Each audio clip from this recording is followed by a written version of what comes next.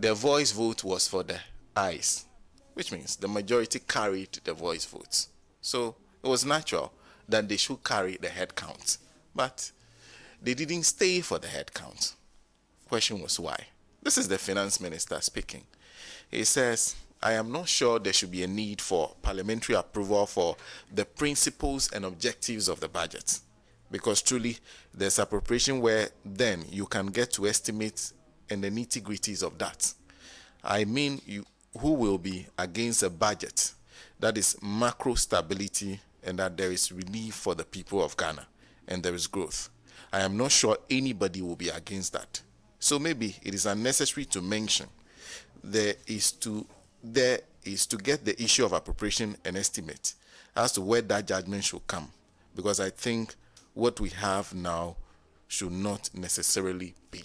So he says he does not see why anybody should be against the budget, but the minority held a different opinion. So we'll be talking about the walkout, and then we'll move on to another discussion. The special prosecutor has been speaking this week at a press conference.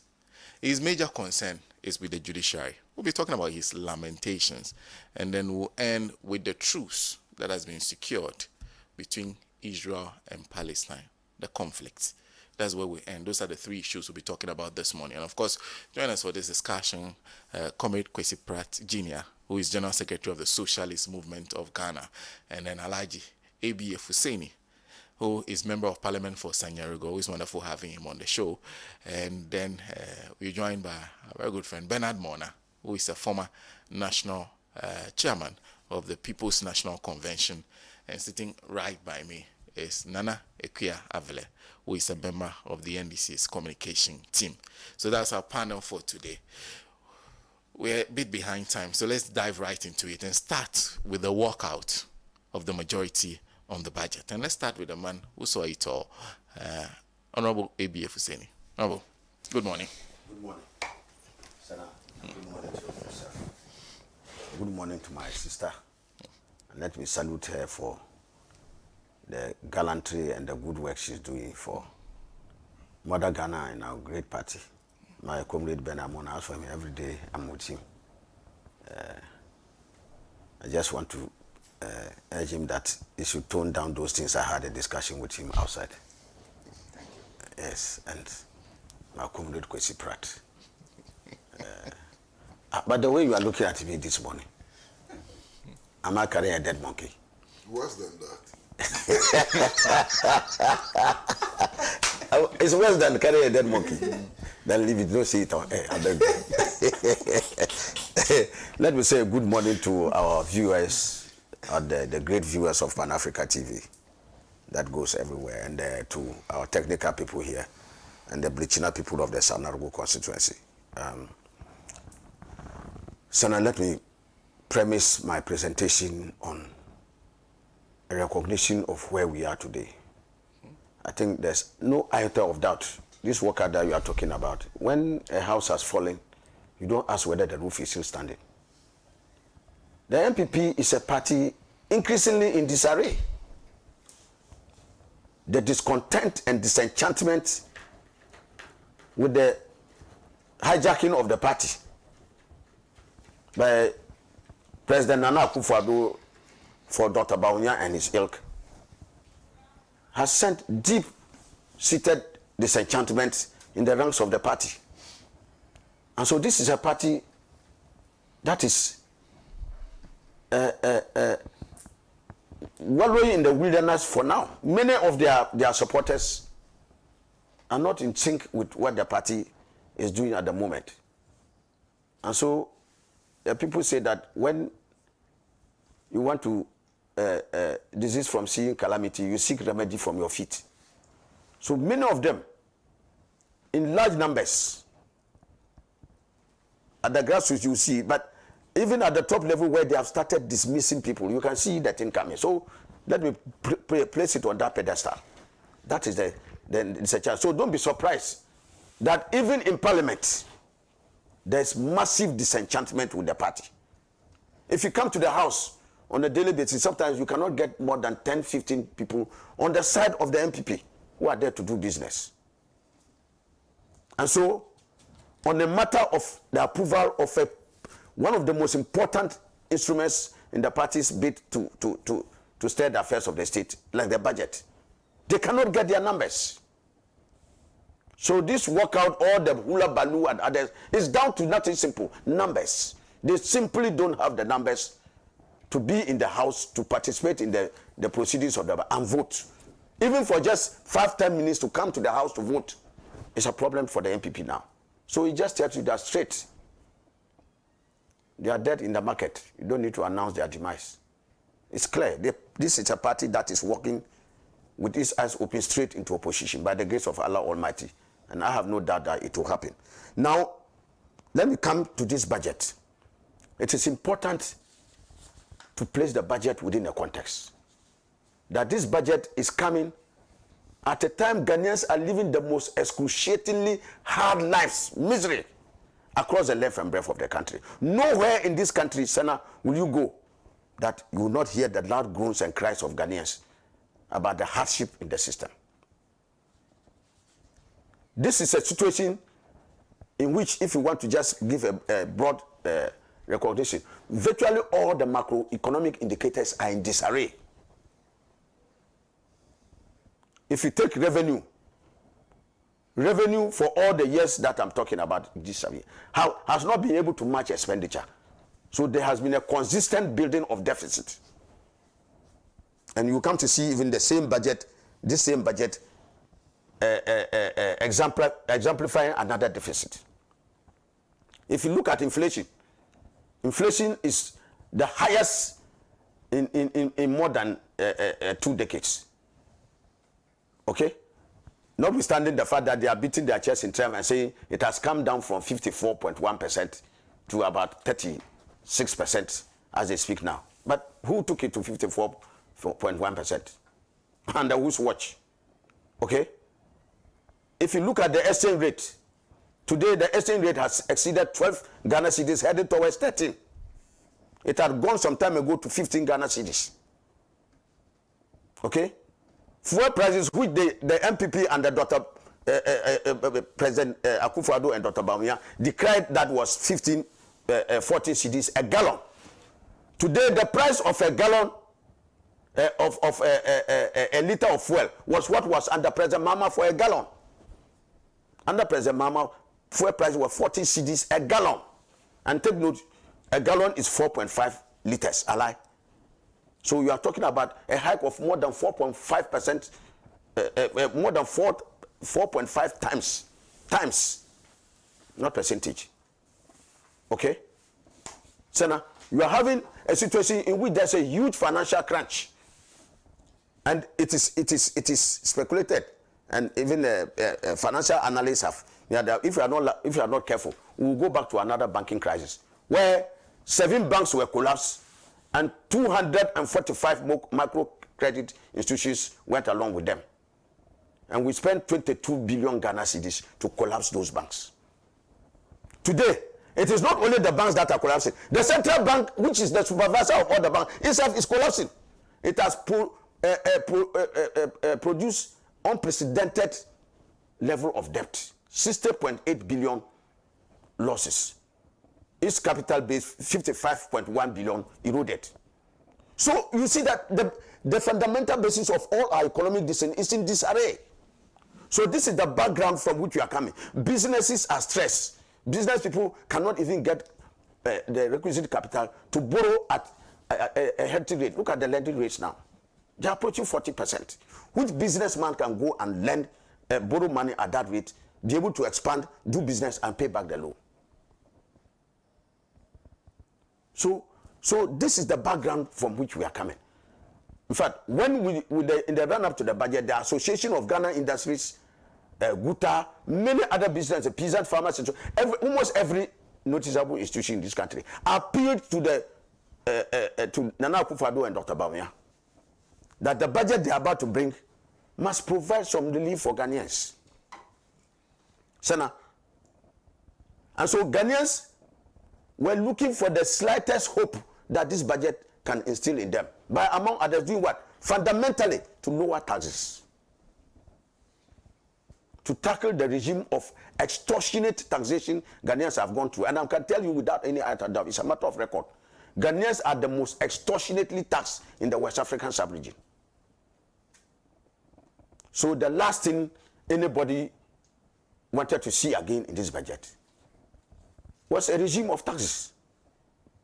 That not only should you not bring new taxes, but even some of the old taxes, take some of them away to provide relief for Ghanaians. This is a very insensitive, wicked, and unperturbed government. They don't listen. And Senator, clearly, before I even talk about what transpired in this budget, I will tell you how many new taxes I included. There were many MPP apologies and others who went to say that, oh, no new taxes were included in this budget. There are new taxes in this budget to the tune of over 11 billion Ghana cedis. And I can read some of I can tell you some of the new taxes. We have a stamp duty which has been increased and is expected to yield 654 million Ghana cedis. It's a new tax. Senator, we have a revision and expanding of the gambling taxes, which is expected to yield 584 million Ghana cedis. We have an expansion of more entities and an increase in the CSC. I'm sure you are aware that this one was the subject matter of controversy not too long ago, and it was in a communication service tax. And they have brought further increases, and I'm sure you have heard that in the last 2 days, MTN and other districts have announced that their tariffs are going to go up. Yeah. They are passing on the increased taxes they are going to pay now to the consumers. So CST is supposed to yield 622 million in this year's budget. Okay, they have removed selected. They've done some selected removal of VAT on some items, and it's expected to yield 4.2 million Ghana cedis. They have introduced 5% VAT on rental properties.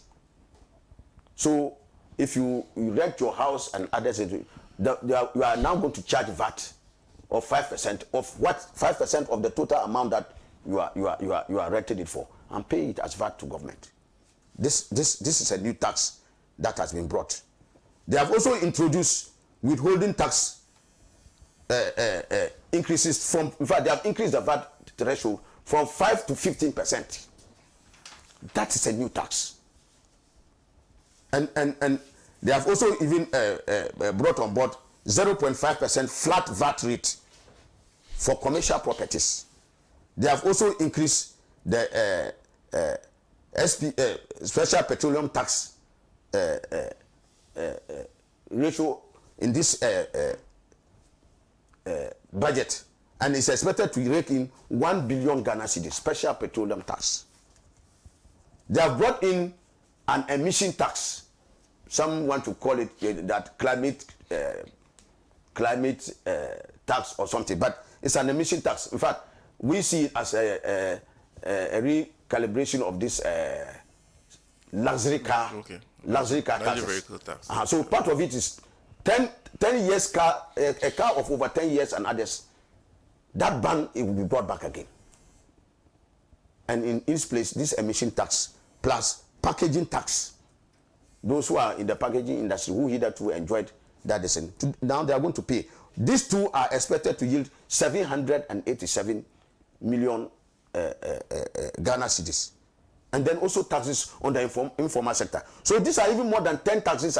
These are just some of the taxes. That is by no means exhaustive. So, Senator, the issue we are talking about is that Ghanaians are already overburdened. So in the situation of the difficulties both the industries and the people face, the last thing you should be doing is to be burdening them with more taxes. How are people and enterprises going to survive this catastrophic decision? And then, worst of all, Senator, we in the NDC minority pointed out to them that there are alternatives. Anytime we criticize, we don't just criticize, we criticize and provide alternatives. In this budget, government is going to give exemptions of more than 12 billion Ghana cedis. Sana, more the exemptions government will give in this budget is more than 12 billion Ghana cedis. So we are saying that why don't you look at your regime of exemptions, claw them back, and ensure that that can be revenue for government, and then it can cover up for the more than about 11 billion Ghana cedis you want to raise. So if you can give exemptions alone of 12 billion, why don't you find a way of clawing those exemptions back? Take that money and relieve the people of the taxes, the new taxes we are going to take. This government is unyielding. Because, like I said, they are not minded by the welfare and progress of the good people of this country. They rode on the backs of the people of this country on the altar of coming to provide heaven on earth, and today they are sinking the people deeper into the throes of hell. Go and listen to Dr. Mahmoud Bawumia, who has been a catastrophic failure as the chairman of the economic management team. Today, no wonder he's run away from economic issues. You can see clearly that they are not walking the talk that they gave the Ghanaian people. And so, Senna, this is the background from which last Wednesday's budget approval came. And take note, this came on the background of a prolonged debate. Mr. Speaker allowed all of us on the floor to debate it from the previous week to this week. This week was a concluding matter. And what happened? Senna, anybody who follows parliamentary proceedings will tell you that where there is a substantive motion, Mr. Speaker admits that motion. He subjects it, he passes on to the floor for both sides to debate the matter. On the conclusion of the debate of the matter, Mr. Speaker will put the question. Putting the question means he will then throw the issue back to the House through a question. As many people as are in favor of the motion say aye. So those in favor will say aye. Then Mr. Speaker would add those against the motion say no, and then there will be no. So this is what is referred to as a voice vote. The voice vote gives Mr. Speaker the opportunity to assess, depending on how loud he has heard it, to give him the impression that many more people are in support. So that is an expression of the opinion of the Speaker in respect of who has carried the motion. So on that day, Mr. Speaker said, as many as are in favor, say aye. Then the MP people shouted, aye. As many as are against, say no. And we also shouted, no. So for the first round, Mr. Speaker really couldn't make a decision because I think he was not clear in his mind who had carried.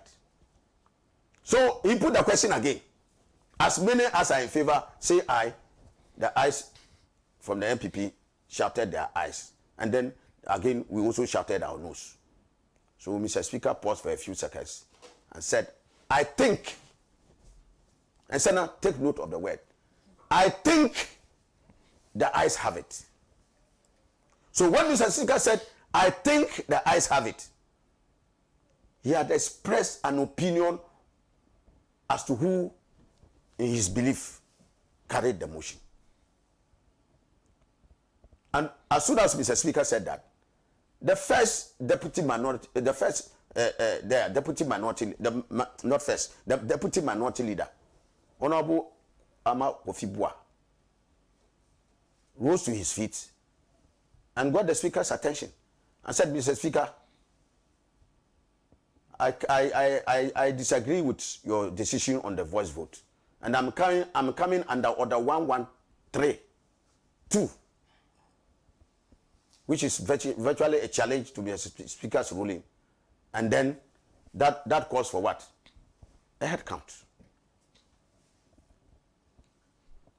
This particular motion, even Chairman Sabosu himself, who spoke against it, has used it many times.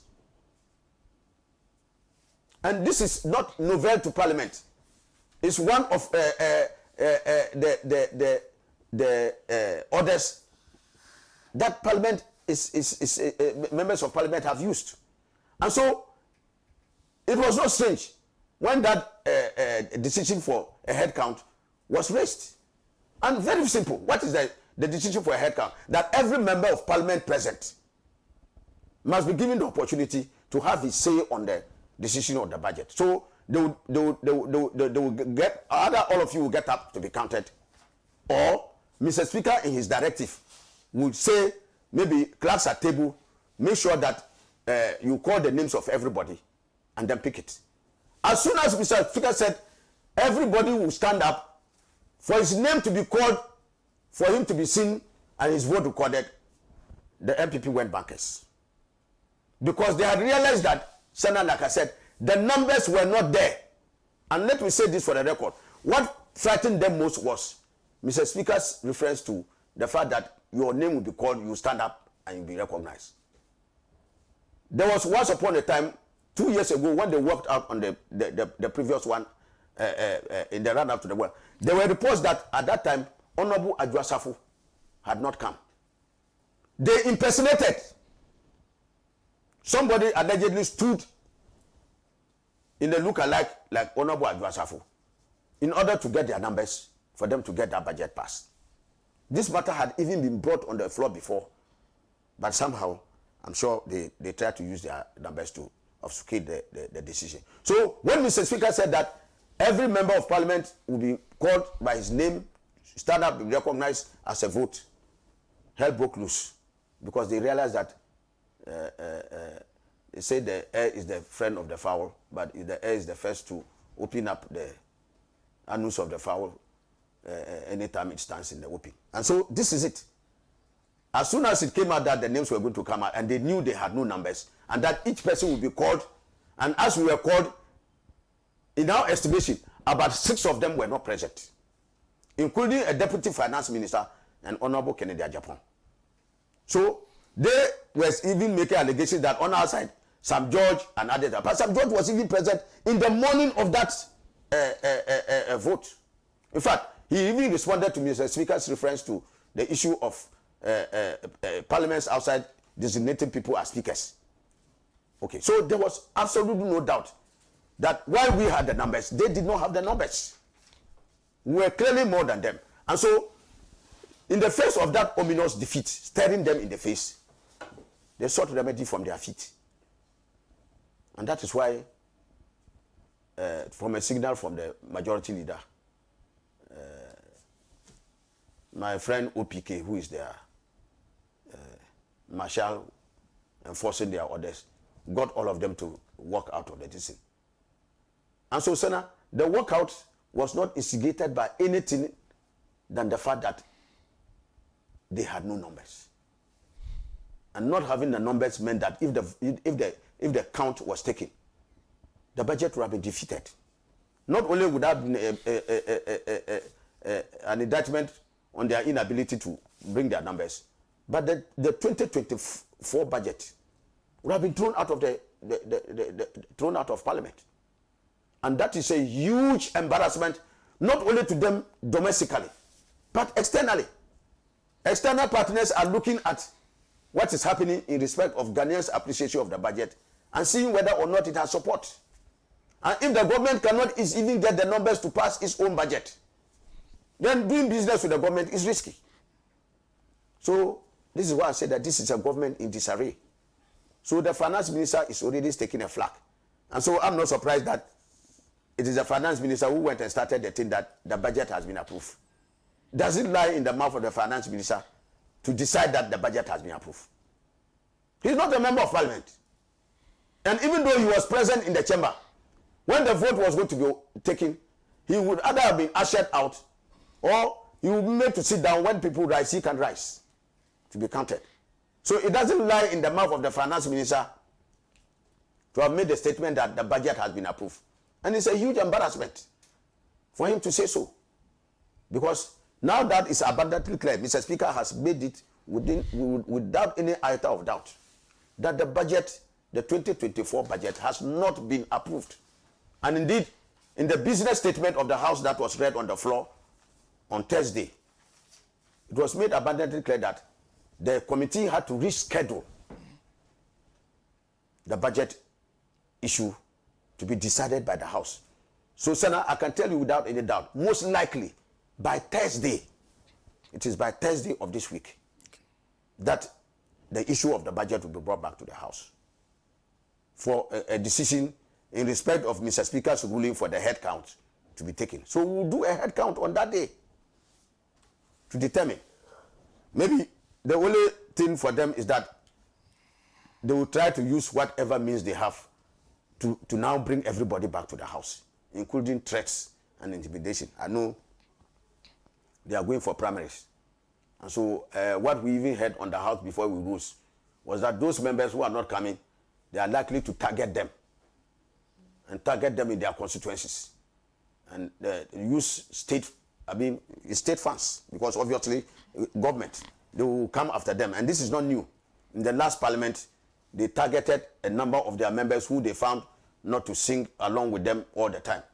That is why the likes of the former chairman of the finance committee, Asibe, my very good friend Asibe, Opariansa, and the rest were all kicked out of parliament. Not for want of competence in the House, because these were very competent guys in that, but because of the system's antipathy towards them, they were cleared, and they made sure that they sent huge monies to their constituencies to get the delegates to kick them out. And so this same threat is being used. I'm not sure maybe that can work effectively against Honorable Kennedy Japan, but I'm sure that some other things may be made to persuade all of them to show up on the floor of Parliament next week, so that this ignominious shame that has greeted them in Parliament can be taken away. But to say the least, we in the NDC have made it abundantly clear that this is a budget that constitutes a nail in the coffin of our people, and there's no way we are going to support those house measures. We had indicated to them that if they wanted our support on the budget, they should do the honorable thing to take away those obnoxious taxes which continue to rain more pain on our people, which continue to collapse more of our industries and enterprises, and swell the ranks of the unemployed and make life more unbearable for Ghanaians. And so we, on a matter of principle, have stood against the 2024 budget, not because we are opposing for opposing sake, but because it doesn't inure to the benefit of the decision. And I said it in Parliament that this budget, for want of a better term, is another funeral announcement for Ghanaians. Thank you. Thank you, Alhaji. Alhaji Abi Efuseni is Member of Parliament for Sanyarego. Well, let me do a few of your messages that you're sending to us through our WhatsApp line. This is Dr. Damblo from Brimso Apewusika, who says the verdict on Akufo-Addo and Bawumia on corruption was further explained by the special prosecutor. I've had clear conviction that the government is wrecking this country by underestimated the level of wickedness in this government. The much touted office of the special prosecutor has again been silent to this extent of saying, quote, "I came to do my part and I shall leave when my time ends." Thank you, Dr. Downblue. And this one is from Martin Amevo from Lakeside Estate, who says, undoubtedly and hypothetically, I think the majority walking out of Parliament over 2024 budget is as a result of acceptance of the fact that they are not having the numbers to have carried the motion for the head count. Therefore, all they could do is to walk out of Parliament. Also, let us not forget that over 90 of the NPP MPs in Parliament have always opposed most of the initiatives carried out by the NPP as a party. Thank you, Martin, for that one. And then there's Sami in Winneba, who says, keep up the good work. It's very sad that the same Ghanaians, especially the majority of the youth, whose future is being destroyed, who are going to bear the burden of the weight of the new taxes, are the same who are praising the repressive government. Well-meaning Ghanaians must arise against this evil canker and not leave the fight for only the minority. Sami sent that from Winneba, and thank you, Sami. There's more that I can go through. There's Abu watching us from Takrady, who says the budget must not be entertained at all costs. If even the government machinery will be grounded, and let it be so. You reap what you sow. Thank you for that message. Alhaji and Hamza in Pig Farm says, good morning. I was particularly happy to see the minority in Parliament fighting to seriously fighting seriously for and on behalf of the poor Ghanaian. This particular budget does not make sense to me. The government wants to tax Ghanaians to the tune of 11 billion Ghana cedis. Meanwhile, 12 billion Ghana cedis tax breaks are being given to the Friends Party functionaries and foreign companies. Who does that? What happened to the mantra of moving from taxation to production? Dr. Bamia should be blamed for the hardships we are going through in the country today. Hardships in the country has moved from bad to worse under this wicked, super incompetent government led by President Nana Addo and Dr. Bawumia. Thank you. There's also one from Odinhu Deborah Teshigono School, who says, I don't think Honorable Bagbin is ready to continue to be a speaker after 2024 elections because his attitude sometimes suggests that. So now, if you access the voice count critically, you realize that the no was higher than the yes. So I didn't understand how he said he thinks the yes have it. He should be prepared for any decisions you take because he says you account for Odin Debra Sender from Teshigono School. There's this one which is from Asanko in Santa Maria. What do you expect to happen in a society where those who are expected to help build a just and peaceful system allow themselves to be captured and be used to be doing the biddings of non-God-fearing, arrogant, violent, lawless, and corrupt elements? Asanko sent that from Santa Maria. Thank you very much for those messages. Keep them coming. We'll read more as we go along. Comrade Bona. Thank you, Senna, and greetings to our dear, beautiful lady, Nana Ikuya, Kwesi Pratt, and ABF Hussein. First and foremost, I am glad that clarity was thrown by the Speaker of Parliament as to the propriety of the 2024 budget statement, and that the budget statement was still with Parliament, meaning there has not been approval or rejection. This runs counter to the arrogant pronouncements by the Minister for Finance on Wednesday, when he declared that the budget statement has been passed and that they have a budget to work with, and they were prepared to start the work with the budget. I'm also happy that the next day, the same minister had to eat humble pie by saying that, well, he thought that the budget statement had been passed. Clearly, it doesn't lie within Ken Ofurata to declare whether a budget statement has been passed or otherwise. It is the decision of Parliament, and in particular, that declaration always and has to be made by the Speaker of Parliament. What I saw was some shenanigans by Parliament, and sometimes I feel very broken to hear Parliament behave in the manner they do. Because listening to the Speaker of Parliament the next day, I got the impression that they went into a rehearsal. Both sides knew what was going to happen. They actually knew the exact words the Speaker would be using. And they were informed that after those words, anyone could challenge, and then there would be a head count. Everything was said by the Speaker of Parliament. Because he said that before the budget statement, before the day's activity, they met in his office. And that they spoke. And both sides said they were going to urge their members to come. The minority were determined to reject the budget, and that the majority were determined to pass the budget.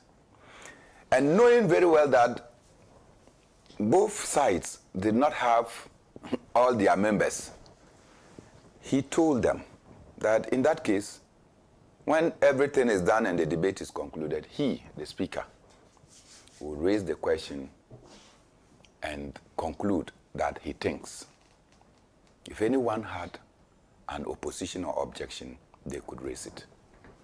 So it came to the Speaker of Parliament himself as a surprise. These are his words, that they now want to blame him for what they have all agreed on. And I asked my question, if we knew that this is what was going to happen, and you did not tell the speaker that if that happened, you are going to walk out, and there was no reason or justification for walking out, why then did you surprise the Speaker of Parliament by walking out? Because evidently, the debate was concluded. And for my young life since Justice D.F. Annan became the first speaker in the 4th Republican Parliament, anytime the speaker has to speak and make a conclusion, he said, I think the ayes have it, or I think the nays have it, and we'll pause for a moment before you come and say the ayes have it. Then make a pronouncement and takes his gavel, and bam, he goes. In this instance, the speaker, upon saying that I think the ayes have it, the deputy minority leader was on his feet, was granted the option, and he said, Mr. Speaker, I come under order so and so and so, and therefore I challenge your thought. And that would lead to the, what they call head count. In actual fact, to lead to checking whether the register of the minority and minority, which one has the highest numbers. It was at that point that probably Armageddon broke. I listened to counter talks from the majority side in particular. And I also listened to the minority side, urging the speaker to go ahead. Then all of a sudden, there was a call of the majority that they were walking out. They walked out, and what followed was a press conference. At that press conference addressed by the majority leader, he indicated that 5 members of the minority were not in the House, and that the speaker was deliberately delaying so as to buy time for the 5 to come in. I know some of them are outside of Ghana, and it will not take them 3-4 hours to be able to travel back. So how the speaker could be buying time for those minority members that had traveled to be able to come back to the chamber was shocking, a pronouncement to come from the majority leader.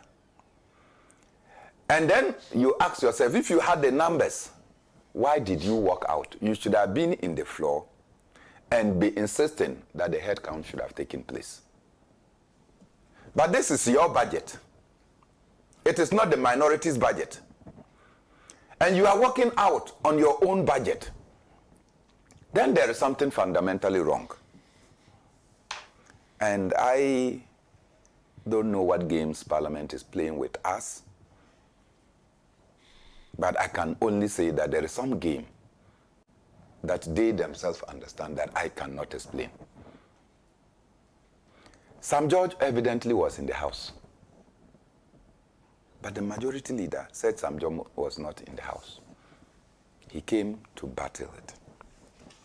Now, after that was the finance minister's pronouncement that they have a budget, because upon the speaker saying that the ayes have it, they could not succeed in the head count, and therefore they have a budget, and he was willing to go ahead and work with the budget and all that. Of course, after the suspension of sitting, the next day the speaker made it clear that the budget was not passed. It was with Parliament, and they will take a decision on the 7th of December. My thoughts. What would the 7th of December do? On the 7th of December, they are going to do a head count. So this budget will be passed.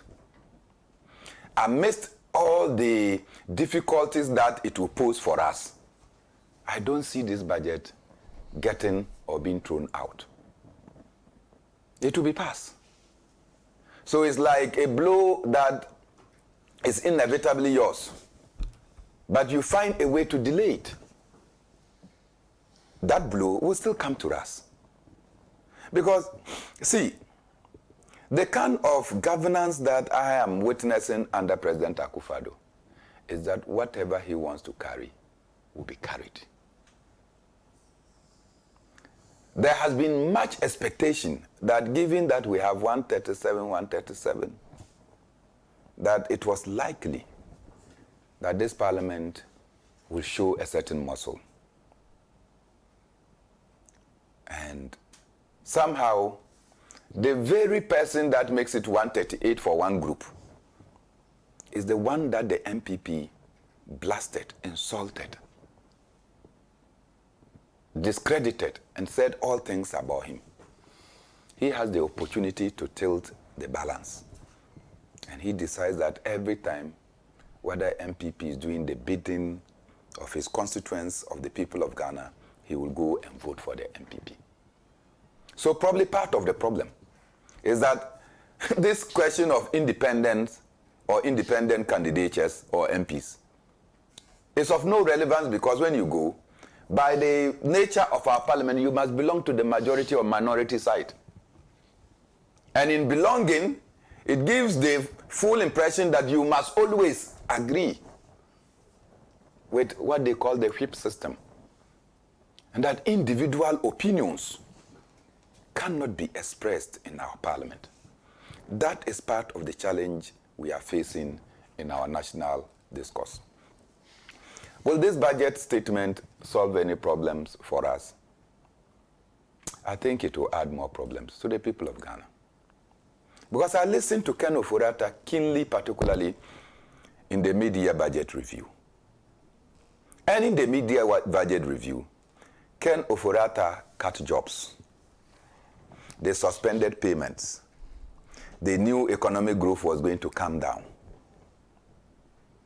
In the 2024 budget statement, after all those things have been done, we are told that their projection is that we are going to grow from a projected 1.5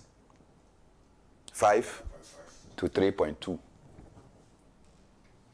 Meanwhile, constructions, major constructions, have been suspended. Those constructions will aid in the flow, liquidity within the system. Once you have suspended them, cash is not being released. Contractors are already even overowed. So from Jake Obichebe Lamte interchange to the UPSA to the, what do we call that road? Junction Mall all the way to the La. All those roads have been suspended. That is those that I can just see within town. And so there are many projects that has been suspended. That means that the economy has actually closed. How do you see a closed economy, a reduced size of economy, now growing if it is not a concocted figure? In the same budget statement, you are talking about industry growing in negative. So when industry is growing in negatives, how do you come and say that the economy is growing? Within the same period, spending has been restricted because you are not paying NAPCO workers that have, the NAPCO is no more even in existence. You still owe them.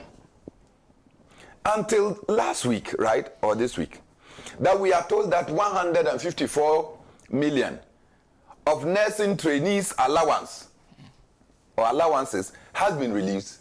That money was owed. So when you owe and there is no money in the system, Senna, it means that you are controlling spending. And when you are controlling spending, inflation will come down. Because you are not releasing the money for the people to spend. So this talk about inflation coming down, it is artificially created. How come that food inflation is on the high? Because everybody eats no matter what.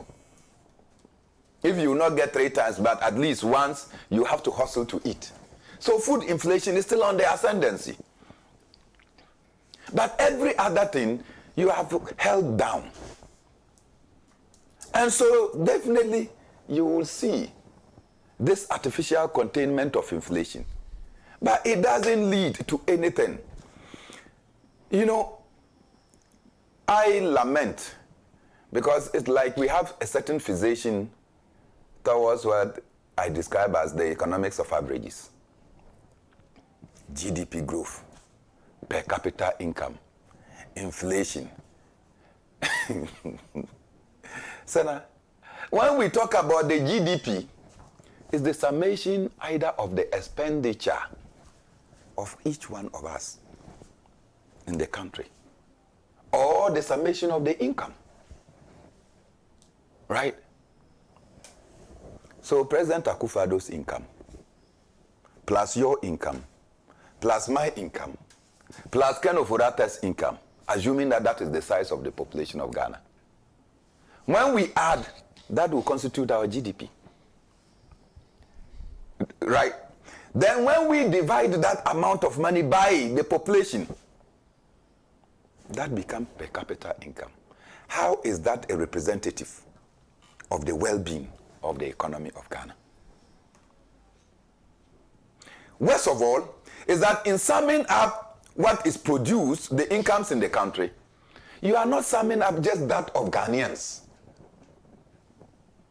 You are summing up that of everybody that is in Ghana and is producing. So the income from Newmont is part of your GDP. The income from tallow oil is part of your GDP. The income from all the telecom providers is part of your GDP. But in reality, do we own that GDP? Who controls the commanding height of your economy? We have sold everything. The last batch of our shares in Ashanti Goldfields was sold by Sam Jonah, and the benefit we got was that he was knighted. So we have no shares. We now have to rely on tax revenue so that we can propel our nation to growth and development. And yet, even theory tells us that no nation has been able to tax itself to prosperity. So when Ken Ofori-Attah comes and introduces new taxes that will rake in about 11 billion,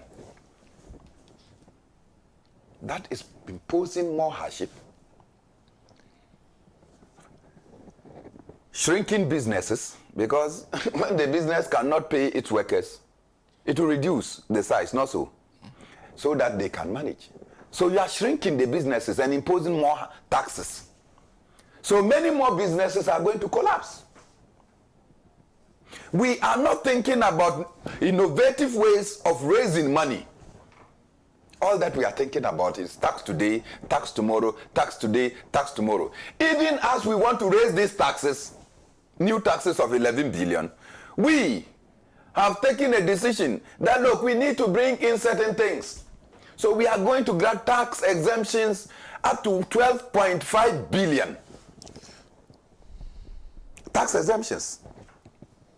And if you go and look at the beneficiaries of these tax exemptions, you will lament.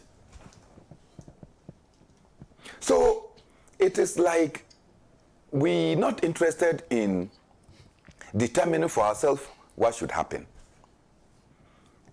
And yet every day, one state asset or the other is being sold out.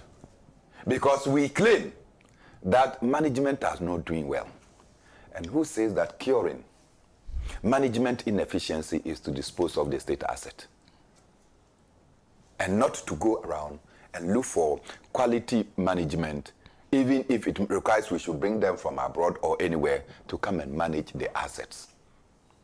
We have sold and sold and sold and continue to sell. We sold Ghana Telecom, right, to One Touch and its One Touch component. We sold it to Vodafone. They made all their money. They say they are selling their thing to Telecel. We sold Ghana Airways. We claimed that we're going to bring Ghana International Airline. Today, the chalk bar of the relics of Ghana Airways that used to be at Marina Mall, they have taken it. It's now opposite Aviation Social Center. You can see it. They are putting it there. Because even the chalk bar could not function. Yet we go around building airports and we don't have an airline. We don't have one plane. And you build airports for people's planes to come and land. I agree with Martin Pebo that this budget statement for 2024 is useless. Because this budget statement will not affect the size of Kenke. It will not reduce. The price of cocoa is going to rather increase the burden to a majority of the people of Ghana. That is our lot, because Ken Ofori-Atta appears to have a grip on President Akufo-Addo. So much so that even when his own MPs say that this man is a disaster of a finance minister and makes an appeal to President Akufo-Addo, he says after the IMF. Yesterday, listening to Kwabena Agyei Agyapong, he says that he disagrees with President Akufo-Addo for the continuous stay of Ken Ofori-Atta as Minister for Finance. How long can we lament about a man whose character, whose embodiment is about making wealth for his businesses to survive at a time that our nation's economy is getting aground? That is for us the 2024 budget statement. Probably a funeral announcement. Thank you. Thank you very much. Let me just go through a few messages and I'll come to Nanaikuya. Biu Mandela says, safe to say things are falling apart and the center is no more. Even the majority cannot stand up to defend their own. And these people are seeking to lead us, Ghanaians, discern. There's Musa Abatwa, who says, Sana, Honorable say Mensa Bonsu lied to us that Honorable Sam George wasn't in the chamber, but he was exposed. This is the first time in the history of Ghana a group claimed to be majority runs away from their own budget. They should investigate their own people probably. Some of them are still not interested. Ken Ofori-Atta remains the finance minister. That's why they boycotted parliament. Okay.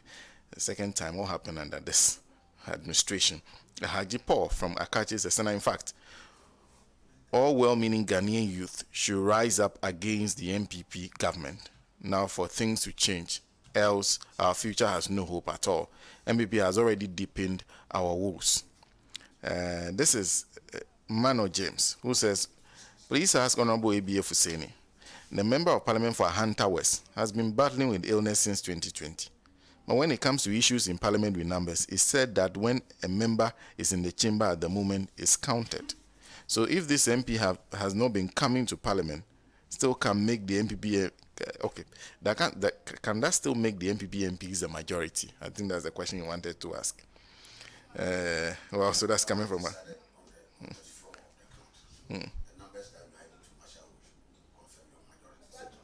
Okay. Well, so those are some of the messages. This is Haj Abdallah Tamale, who says MPP is like Konongo Kaya. They can't carry. The one that can carry too, they won't allow him to carry. Nana. Good morning. Welcome. Thank you. And I'm happy to be here with my big brothers, Mona, Uncle Fuseni, and Uncle Pratt. Yesterday, when I received the call, I had to be here. I said to myself, this confirms that grace really abounds. And so I'm happy to be here. So now let me start with a quote from Martin Luther King. It says that darkness cannot drive out darkness. Only light can do that. The second one says, our lives begin to end the day we become silent about things that matter. With those two quotes, I want to say for me, the NPP have total disregard for the good people of Ghana. The NPP has no respect for the people that voted them into power. They did not come to solve the problems of Ghana. They came to do their own thing. They came to loot. They came to enrich themselves. They had a purpose for coming. And I think the purpose for coming is what we are all seeing them do. Either than that, I don't see the reason why somebody like His Excellency President Akufo-Addo, who tried to be president, came twice and was not voted for. And then the people, the good people of Ghana, after seeing him come twice, had compassion, mercy, had some sort of hope in him based on the things they came to tell Ghanaians. Decided that, okay, let us try these people. And so went ahead and voted for him when he came the third time, for him to realize his dreams as a president. If the good people of Ghana left their things, left their jobs, left their things they are selling, went to the polls, stand on their feet and voted for you to become a president, and you have taken office, Senna, you need to make them your priority. You need to ensure that even if you are not able to do all the 245 policies or promises in 2016 you came up with, at least do half. Even if you can't do half, and you even do 50 of them or 20 of them, it will show that indeed you meant to do it. Maybe you didn't have, maybe the COVID-Ukraine war, as you always say, is the reason you have not even done, let's say, half of your policies. But this NPP government, if you tell them to give you 5 things they have been able to implement successfully, they will not be able to tell you. They are just taking Ghanaians for granted. A budget that you yourself have drafted and brought to the people of Ghana, brought to Parliament to be implemented. Senna, you have the guts to walk out of Parliament. Why will you do that if you have any respect for the people of Ghana? These are people that are being paid. These are people that collect bonuses. These are people that collect travel allowances. These are people that they have luxury. They drive V8s. And so they can afford to take us for granted. What we are saying is that this budget you have brought doesn't help the ordinary Ghanaian. The budget we were expecting to see is a budget that will say that anti-address cocoa has now become 20 pesos. The ball of kenke has now dropped to, let's say, 1 cedi. We expected a budget that would say that the gallon of fuel is no longer 64 cedis. It has come back to the NDC era where it was, I think, 14 cedis. That is the budget we were expecting. You have brought some form of budget that is not helping Ghanaians. The budget is not making sense. The budget is introducing a lot of taxes. And we are saying that it's not good enough. And you want to ensure that by every ways and means, this budget should be passed by all means. Why will you do that? Why will these people do that? And the next day I was told only 3 of the MPs went to Parliament. Are they saying next week they will not go? Will they go to Parliament next week? Will they go and ensure that this budget is passed? Why the delay? If you don't do it this week, what's the sense in it doing next week? They should stay at home. Why would they go back and ensure the budget is still passed? What is the sense in this? See, a lot of things that are happening in this country is just so wrong. But you see, when these MPP people were coming, they campaigned based on the economy. So now they said to us that the fundamentals were weak. At the time, they were saying the fundamentals were weak, so now the fundamentals were strong. Absolutely strong. His Excellency President Mahama had laid a very beautiful foundation about to build on it for Ghana to be okay. Whilst the president, the then president Mahama was quietly building projects, building schools, building roads, building airports, developing the country, they were loudly lying all over the place. They were loudly lying all over the place that they will give $1 million to every constituency. These are the group of people that said that they were going to build 350 schools. They said they will build SHS in all the Zonko communities. These are the group of people that came up with all sorts of lies. They didn't even mean it. Yet they were able to deceive us, mesmerize the Ghanaian people to trust them that they have something good for us. Apparently, they didn't have anything good. As at the time they were saying that the fundamentals were weak, cedi to dollar was 4.5. Yet they said the fundamentals are weak. Now, let me read verbatim what Alhaji Mahmoud Bawumia told us when they were coming. He said that currencies depreciate when the fundamentals are weak. Mahmoud Bawumia says the mismanagement of the economy in terms of fundamentals is what drives the depreciation of the currency. He said that you cannot be running double-digit deficit, double-digit current account, whatever that means. I don't know what that means. Double-digit current account. Maybe because he was all over the place saying it, we didn't have the opportunity to ask him to explain it to us. Now that he's coming as the president, he should come and explain to Ghanaians what double-digit current account means to us. He said that you cannot be financing your deficits by borrowing from the BOG. He says the fundamentals will not support that. And that when you do that, your economy will collapse. That is what the economic wizard, economic messiah, the MPP gurus, that is what they came to tell us. Senna, after telling us that when your deficit is double digits, the economy will not thrive, then they, in their own wisdom, 2020 deficit was 17%. Is that a single digit? 2021 deficit was 12.1. Is that a single digit? 2022 was 11%. Is that a single digit? You told us that you cannot be financing your deficits by printing money at the BOG. What are we saying the BOG has done now? How much money has the BOG printed for these MPP people? Today, BOG has made losses of 60.8 billion cedis. When we went demonstrating, we were told by the Bank of Ghana governor that we are hooligans. We shouldn't demonstrate. We should take it just as he has said, that he has made losses. He has made losses, and so what? And so we can't demonstrate. That is what they told us.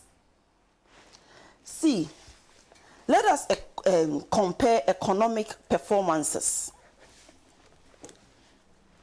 When we compare the economic performances with the NDC and the MPP, we will all realize that this MPP are a total failure. They cannot approve their own budget today. I mean, what is this? What's the meaning of this? Senna, this is a government that we left 3 oil fields to. In our time, it was just 1. In our time, the NDC era, the total debt was 120 billion. In this MPP era, total debt is 600 billion. When you ask those people, what have you done with 600 billion? They will not be able to tell you. The best they can tell you is that they have done one Ghana card that is more than 1,000 interchanges. Playing with the minds of Ghanaians. Making fun of us. Saying all sorts of things that are not true. Senna, our total revenue under us was 248 billion. Under them is 830 billion. What have you done with this money? And I keep saying that the problem is not the revenue generation. The problem is not how they are not able to allocate the revenue into our various sectors to help us. The problem is the looting.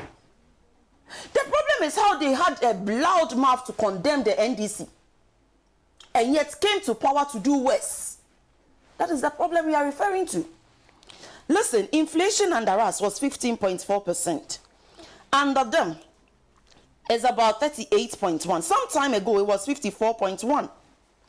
Exchange rates under us was 4.2. Under those people is now 12. Sometime last year, was it last year? It went to 15 cedis. I was personally seriously affected. You know why? Because as a woman, I decided that instead of using my money to buy Brazilian hair, maybe buying Range Rover, Land Cruisers, driving, I'd rather use my money to take my children to an international school. It was a personal decision. In that international school where the children are doing Cambridge, we pay dollars. And I started paying dollars when the dollar was 2 cedis 50 pesos for my children. Even under us, when it was 4 cedis 50 pesos, it was okay. I was still able to pay. These bad people or bad managers of the economy came to brag that the depreciation of the cedi was a problem. And so it can go up to 1:1, if not 50 pesos. They told us maybe the cedi to dollar can even become 50 pesos. And so based on that, Ghanaians voted for them. Do you know that when the cedi now jumped to 15, when the dollar now jumped into 15 cedis, the school fees bills that were coming to me were always coming on weekly basis. That was last year. So this week we will receive an email from the school. Due to the depreciation of the cedi, the invoices, the school fees has changed. Then another week, due to the depreciation, the invoices, the school fees has changed. That was what we were going through. It was crazy. We couldn't even understand what was going on anymore. So now I got so frustrated. And the frustration was based on the fact that once I have started this Cambridge curriculum with my kids, I am unable to transition them from there to the mainstream free SHS. Because I can say, okay, because the dollar is now too much for me to pay, let me move them from the Cambridge to the free SHS. Our system doesn't support that.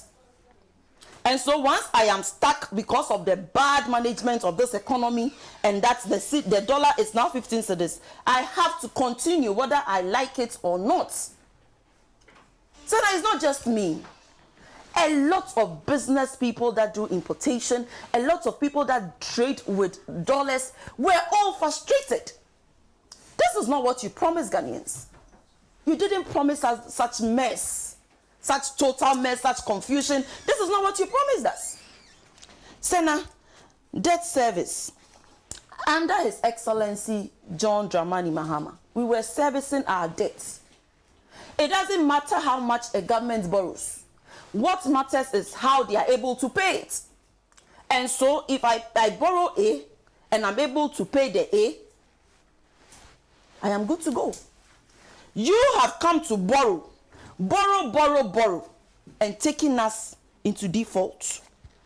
Now we can't service our debt. Is this what you promised Ghanaians? Senna, credit rating. Under us, we were B-. They came to take us to junk status. Now they say we are CCC something. Is that an achievement? The difference between a junk status and CC is just minimal. When you take us to junk status, it affects all the bank interest. And so, these governments that promised us heaven on earth apparently came to deceive us, came to lie to us. Central bank financing, under us it was zero. These people, they have printed 45 billion cedis. 77. 77. Alhaji is how much? 77 billion. 77 billion. What kind of life is it? Didn't I tell you about Omia says that we can't be financing our deficit by printing money? They have printed all this money. What has the money been used for? Ask them. What have they used the money for? Say no, we don't know. Our growth rate, 3.6%. Now they are growing at 3.1%. Sena, domestic debt exchange. They are giving our grandmothers, our mothers, who are on pension, haircuts. Today, Sophia Akufu herself had to carry her beautiful self to go out there, stand there and picket. Under us, did you see her picketing? Did you see us giving haircuts to old people in this country? Just say, we are better managers of the economy. I'm talking about the NDC under his leadership, John Dramani Mahama. Are better managers of the economy. As for this MPP people, we don't know what they are up to. We have no idea what they are up to. And for them to bring Bawumia as a presidential candidate, Sena, is an insult to our intelligence. They are insulting us. Indirectly, they are telling us that we don't value Ghanaians. We don't respect you. We don't cherish you. You voted us into power, and so what? We are here enjoying ourselves. We are looting. We are about going home. And so we are hiding the money under our beds like Cecilia Dapa is doing. Keeping the money under her bed. Enjoying her money all by herself. Cecilia Dapa is keeping dollars under her bed. Meanwhile, the guru boys were being sought after. A minister of state, when you are supposed to be a minister, you are supposed to declare your assets. Did she declare her assets? When before she became a minister of state, did she declare her assets? Where did she get all that money from? She should come and tell us. So now, I don't think she has been able to tell us how she made all that money. She has not told us. So they came to loot. So they have total disregard for the good people of Ghana. After their performance has been abysmal, they now have the guts and the nerves to walk out on their own budget. And the following day too, they won't show up. Yet they will be paid at the end of the month. They will collect all their bonuses. What kind of country are we, what kind of economy do we have under this NPP government? What kind of economy is this? It is shameful. It is shambolic. They have demonstrated total incompetence. They are not a serious group of people. They didn't intend to see us move forward. They have rather drawn us back. Another 4 years under this MPP government will be chaotic. It will be risky. It will be deadly. We should now vote for Alhaji Mahmoud Bawumia to become president and leave and leave John Mahama. I mean, in their own wisdom, it makes sense to them, right? It doesn't make sense. Dr. Mahmoud Bawumia says he brought Ghana card. That is a lie. Ghana card started under His Excellency John Mahama. When His Excellency John Mahama, under his leadership, Ghana card was 25 cedis. 25 cedis to get a Ghana card. Now you have to pay 280 cedis to get a Ghana card. If you don't have time and you're a busy person, you have to even pay. When you pay 500 cedis, they'll even do it for you. I'm telling you. That is how abysmal they have been. Coming to lie. They brought Ghana card. They brought this. They brought that. So Bawumia can get up and come and tell us that he's coming to introduce Oyster cards in Ghana. You know what is Oyster cards? When you go to the UK, when you take a bus, you have a card. It's like the Ghana card. You just swipe on the machine, and then you go and sit down. Mahmoud Bawumia, I have a video of him saying that he's coming to introduce Oyster cards in Ghana. Like, seriously, does he even know the number of trotros running from Makola to Choco? Does he have the data? Does he have the data? In London, the transport system are all under the mayor, and it's controlled effectively. This country that all the trotros and all the commercial cars belong to individuals, you don't even have the data. So you can come and afford to come and stand by in front of us and talk to us as if we are children, as if we don't think, as if we have not traveled before, as if we are jokers. When you go to London, they use Oyster cards. So by the close of the year, Ghana will also use Oyster cards. Like, seriously? Look, we have had enough of their lies. We have had enough of their deception. They are not better managers of the economy. They are about taking us to 1983, where farming will happen in this country if we are not careful. And this is the time everybody is supposed to come out and speak to the issues. This is the time that if you have been in your one corner watching from afar, this is the time for you to come out and hold these MPP people accountable. Look at what they have done to the people at the Volta region. VRA sat down, waited for the dam to be full to its capacity, and then opened the dam to displace everybody. They are still at post. They are still working. Nobody is holding them accountable. The interministerial committee they have formed, what have they done so far? How far? What have they done? They said they are bringing 220 million something to support them. And it was captured in their budget. People are suffering today. You have captured what you want to help them with in your budget for next year. They should wait and sit down and wait for you to bring that money next year when they are suffering today. Besides, even when you divide that amount by the 50,000 people that have been displaced, how much will you get? You get about 4,500 per. Even if everybody who has been affected should even get some of the money, they only get about 4,400 cedis. What should they use it for? The children that are not in school. Are you thinking of them? Mahmoud Bawumia says he will build hostels for the Kayayos. Are the Kayayos sleeping in hostels? Are they? You came to make a whole lot of empty promises. You couldn't fulfill them.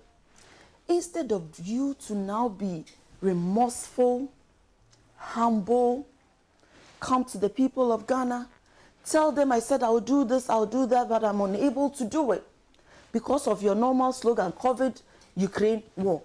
The last time COVID, Ukraine people called me, they told me to tell MPP that they shouldn't use their names again. They are tired. And if COVID had a name, I'm sure by now it would have sued those MPP people. Every day, COVID, Ukraine. And so what? COVID, Ukraine happened, and so what? And so the COVID, Ukraine funds that you received, the 30 billion or whatever figure, what did you use it for? You have mismanaged every revenue that has come into your domain. Mismanaged it, chopped it, looted, messed everything up. And you still have the guts to come and tell us you want to be in power for the next 4 years. We, the NDC, I always say, we are on the grounds. We are talking to Ghanaians and we are explaining the issues to Ghanaians. Elections are won at the polling stations. We will stay there all night and make sure that we are winning. These are not a group of people to be trusted. They are all scum. They came to deceive us. They came to lie to the people of Ghana. They have not come to add anything. We left them with oil fields. The revenue from the oil fields. What more they adding? What are they using it for? See, the suffering in the system, Senna, is too much. These days, you will have dignified people call you and tell you, give me 100 Ghana cedi. Give me 50 Ghana cedi. You will be amazed. On daily basis, I have people knocking on my gate. Ma, can you give me some food to eat? It is so pathetic. The people that are selling within the traffic lights, these days they go up, down, up, down. Nobody is buying. It's about Christmas. Go to Accra. Ask the people that are selling. What are they selling? No money to buy. Everybody is crying. Under this MPP government, the poverty, it's affecting everybody. Everybody. They said they have moved about 850,000 people to the poverty line. Alhaji, am I telling lies? No. Below the poverty line. I'm one of them. They have moved me from rich to the middle class. Now they push me from the middle class back to poor. That's what they've done. And so we have the nerves to talk. And we have the audacity to call them to order. And so they can't come and fool us again. They will not come and lie to Ghanaians again. Ghanaians are not listening to them. They have been exposed. Economic messiah. Economic whiz kid. Nobel Prize winner. He was brought to come and save us. Today, the God of Mahama has spoken. The God of His Excellency Mahama has exposed them. And so, Senna, these people are not credible. And it amazes me. What is their motivation for wanting to still stay in power? What is motivating them? What is their motivation? Or is it like, I always say they've created a boundary. So the Ghanaians are behind and they are also somewhere. So what is affecting us, they are not feeling it. Otherwise, what will even motivate them to want to still stay in power? What is their motivation? Senna, if not for selfish interest and not wanting to be accountable, would they still insist that Dr. Mahmoud Bawumia should be president so that he cannot hold them accountable? He cannot prosecute them for all the bad things they are doing. They want Mahmoud Bawumia to become president so that he can cover them up, so that he cannot prosecute them for all their bad deeds. It won't happen. His Excellency John Mahama will be voted into power in 2024. And he will come and prosecute whoever did not manage the economy well. In conclusion, good people of Ghana, we have all seen and noticed how abysmal these MPP people are. We have seen that they are not better managers of the economy. The economic management team chairperson, Dr. Mahmoud Bawumia, who has not managed the economy well, now says he wants to be president. It's all lies. He doesn't have anything to give us. In 2024, we will vote against these people. For His Excellency John Dramani Mahama to bring us the 24-hour economy. So now you have to bring me back here for me to come and speak to the 24-hour economy. I need to explain the 24-hour economy to the good people of Ghana. Okay. Everybody is saying that it's a good policy. The TUC, AGI, my own daddy, Dr. Bain, he's the president of GUTA. I went to visit him in his office the other time. He was telling me, Nanekia, we all agree to the 24-hour economy. It's a beautiful policy. Okay. All those in businesses that are so kind people, everybody love the policy. So, 2024, His Excellency John Dramani Mahama will take office. He will bring his 24-hour economy to come and create revenues, to come and create employment, and Ghana will be a better place for you and for me. Thank you. Thank you. A few messages before we move to Comrade Pratt. This one from Prosper from Tamale says, majority walking out of parliament leaving their own budget is an indication to Ghanaian that they care less about Ghanaians because they have looted the country and they are okay. So they sent an all die be die signal to Ghanaians saying suffer there by walking out, abandoning the budget. That is from Prosper from Tamale. There's also Richard Ala who says Akufo-Addo has destroyed all institutions in Ghana. Akufo-Addo's legacy is corruption and lies. Akufo-Addo, when you destroy someone's life with lies, take it as a loan. It will come back to you with interest. Christian Golo says their only motivations to stay in power is to cover up their criminal things. Callistus Manson says if junk status is not an achievement to you, it is to someone. Mr. Pratt. Well, First of all, I like to get the small things out of the way. Okay.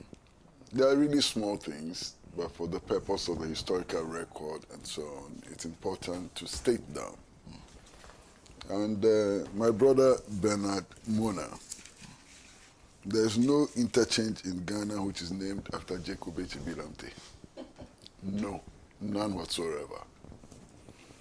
There's an interchange in Ghana which is named after Obechebi Lamte, but it is not Jake. It is named after Jake's father, who performed disastrously when he contested Nkrumah in the Odududu constituency.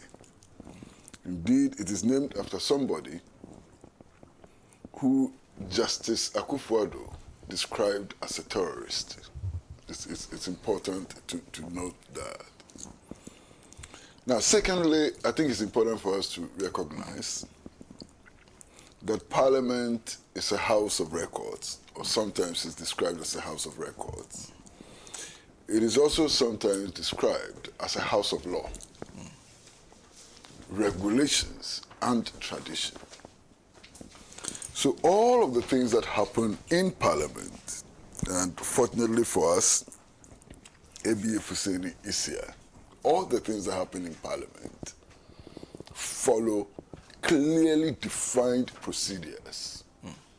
Procedures arrived at either through tradition, repeated practice, or law, which sometimes is governed by the standing orders and so on, clearly, House of Records, House of Law, House of Regulations, and tradition. Now, with regards to what happened in Parliament, there was no deviation from the standing orders. There was no deviation from tradition, and so on. So it could not have been an act of conspiracy.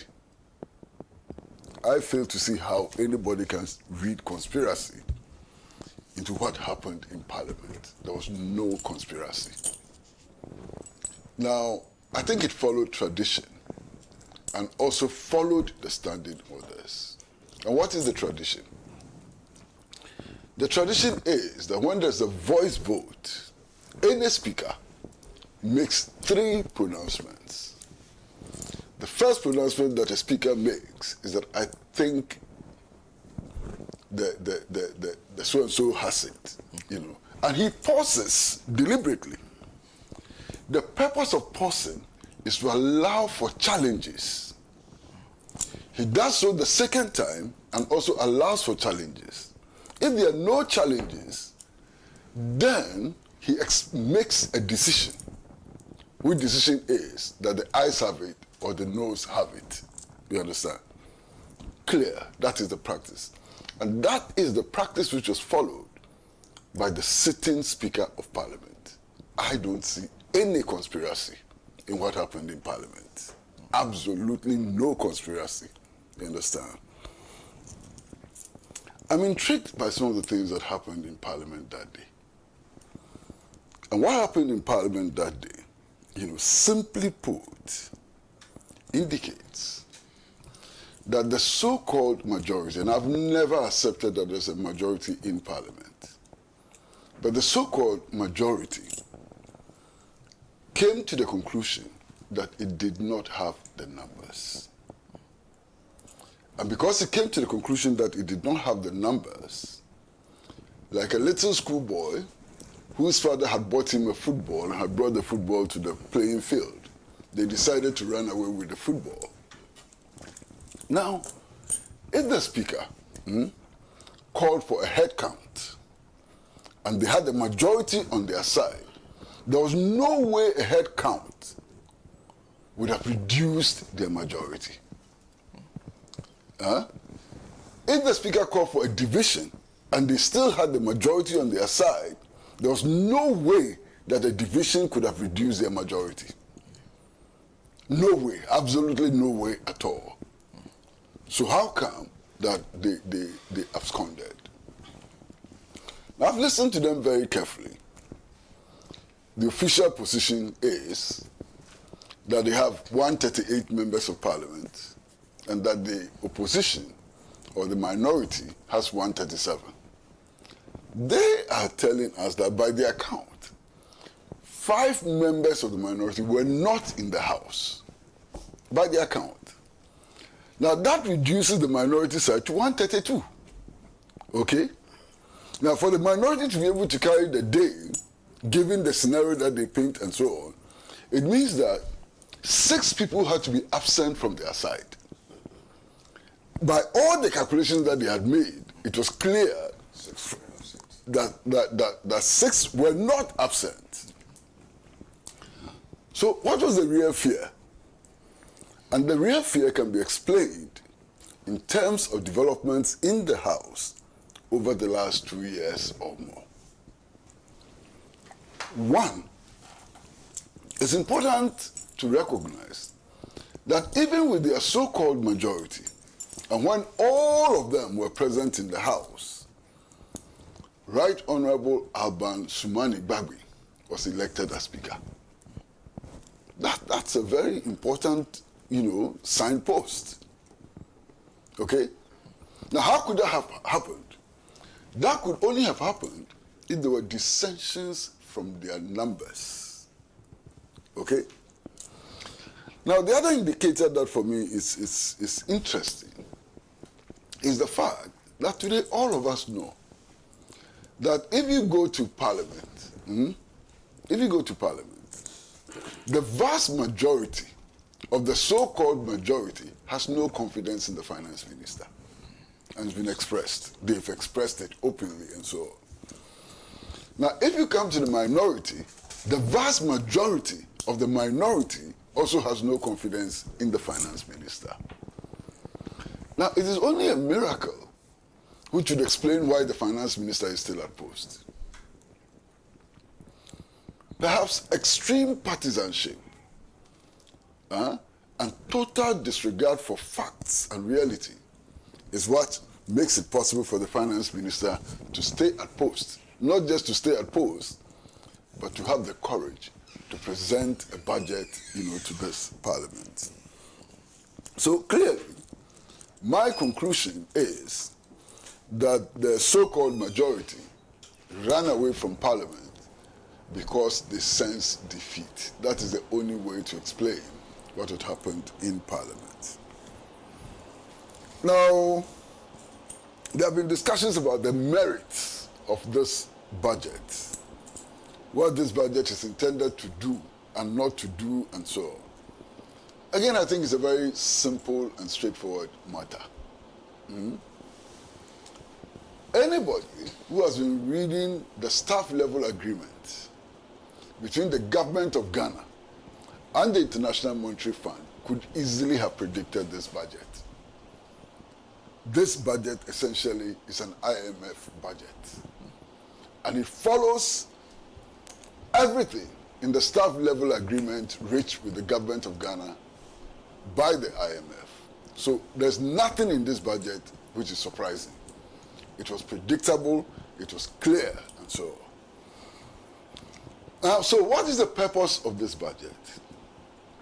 Now, to understand the purpose of this budget, we have to begin to examine the role of the International Monetary Fund. Now, the role of the International Monetary Fund and its counterpart, the World Bank, is not to help any country to develop. That is not the role of the IMF. It is not the role of the World Bank. The World Bank and the IMF are not concerned about whether you solve the unemployment problem in your country or not. They are not concerned about whether you increase access to social services or not. They are not concerned about whether there are potholes on your intercity roads or not, and so on. Their principal objective is to ensure the sanctity of Western financial institutions, to make sure that Western financial institutions do not collapse. So when they intervene in order to ensure that loans acquired from Western financial institutions will be paid back. Finished. Nothing more. So those of us who are either in the NDC or in the NPP and so on, who have this notion that the IMF can come in to help us to develop or to solve our problems and so on, we are living in cuckoo's land. It will never happen. You understand? So what do? They come in and they instruct you to freeze employment in the public sector. When they ask you to freeze employment in the public sector, what basically are they doing?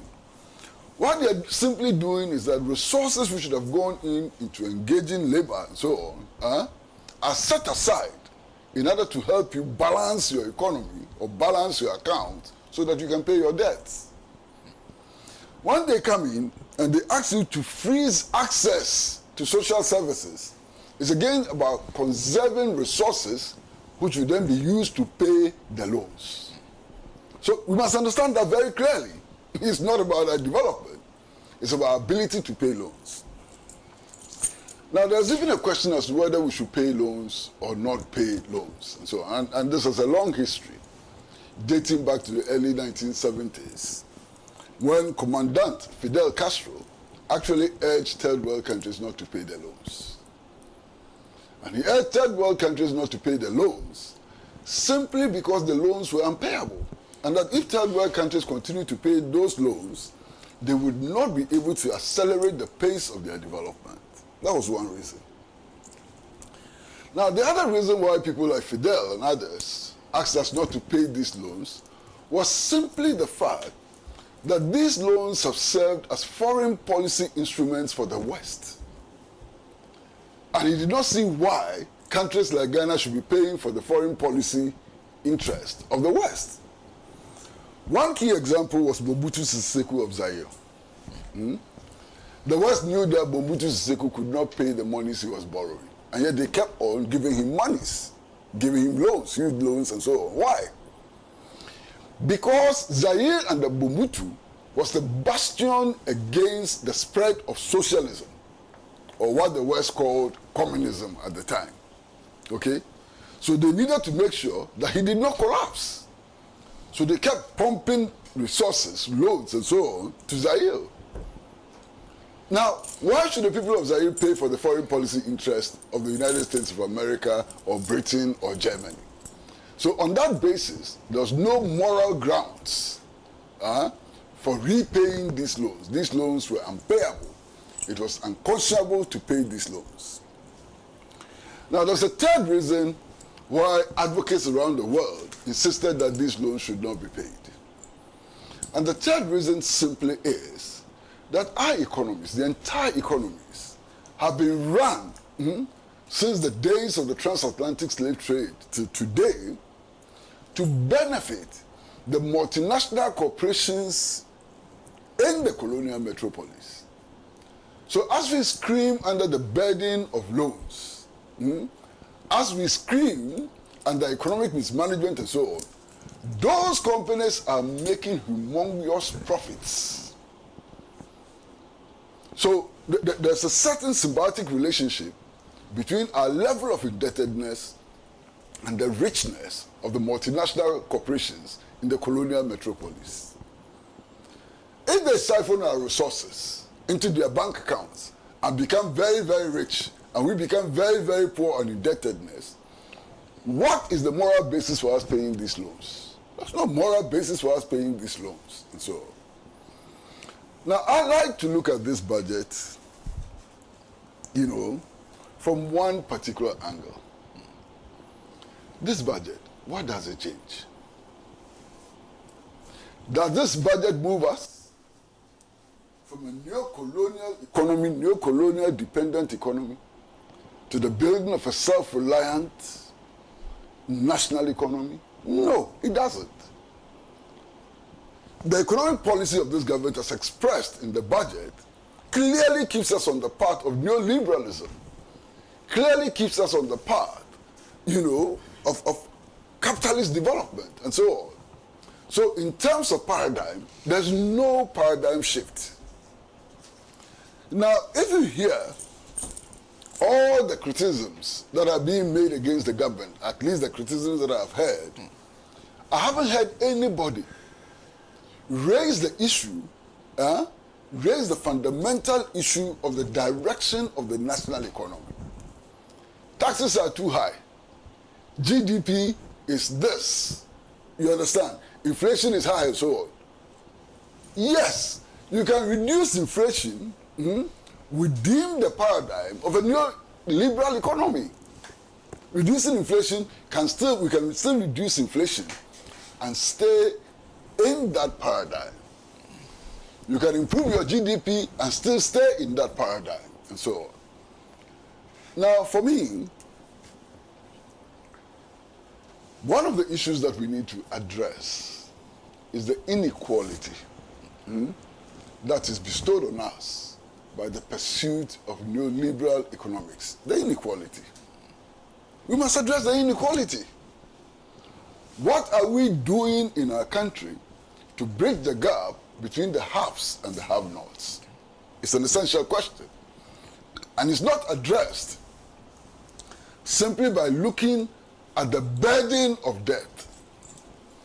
It is not addressed by looking at the rate of inflation. It is not addressed by looking at GDP growth and so on. Inequality in our system can continue to exist whether we improve GDP or we don't, and so on. And for me, that is the critical question. What is it that we are doing in order to build a self-reliant economy within the ambit, of Pan-Africanism and so on? That's the critical question. Now, I like many times to go back, and go back very far. Go back to 1945. And I go back to 1945 because it was in 1945 that the blueprint for the liberation of Africa from colonialism and neocolonialism was clearly established. And since 1945, there's been no other blueprint for that liberation. And that blueprint was established by the 5th Pan-African Congress, which took place in Manchester. The 5th Pan-African Congress, which had Osagyefo Dr. Kwame Nkrumah, as secretary, decided that Africa had clear problem. And one of the clearest problems we had at that time was national liberation. How to break free from the colonial yoke. How to make sure that our people retain the right to choose their own leaders, to choose their type of government, and so on. That was key. The other issue had to do with the enormous resources of Africa. You understand? I mean, since then, up to today, Africa has so much resources. Africa is the continent, the richest continent in the world. Something must explain our poverty in the face of these riches. We are so very rich. Richest in the world. Indeed, Africa has close to 60% of the arable land in the world. And we are complaining that war in Ukraine and so on has affected our food supply. How can that be? You understand? So the 1945 Congress actually decided that the roadmap to the liberation of Africa would have to include measures which place the resources of Africans in African hands. You understand? Simply put, Africans ought to own their own resources. And that when we own our own resources, these resources need to be exploited for the benefit of the African people. And that at the third phase, what we needed to do was to reunite Africa, smash the existing boundaries between African countries, and build the United States of Africa, and so on. So these were the clear stages which were set for us. So I look at national budgets, I look at national policies and so on within this frame. And we are failing miserably. We are failing miserably to realize the dreams of our founding fathers.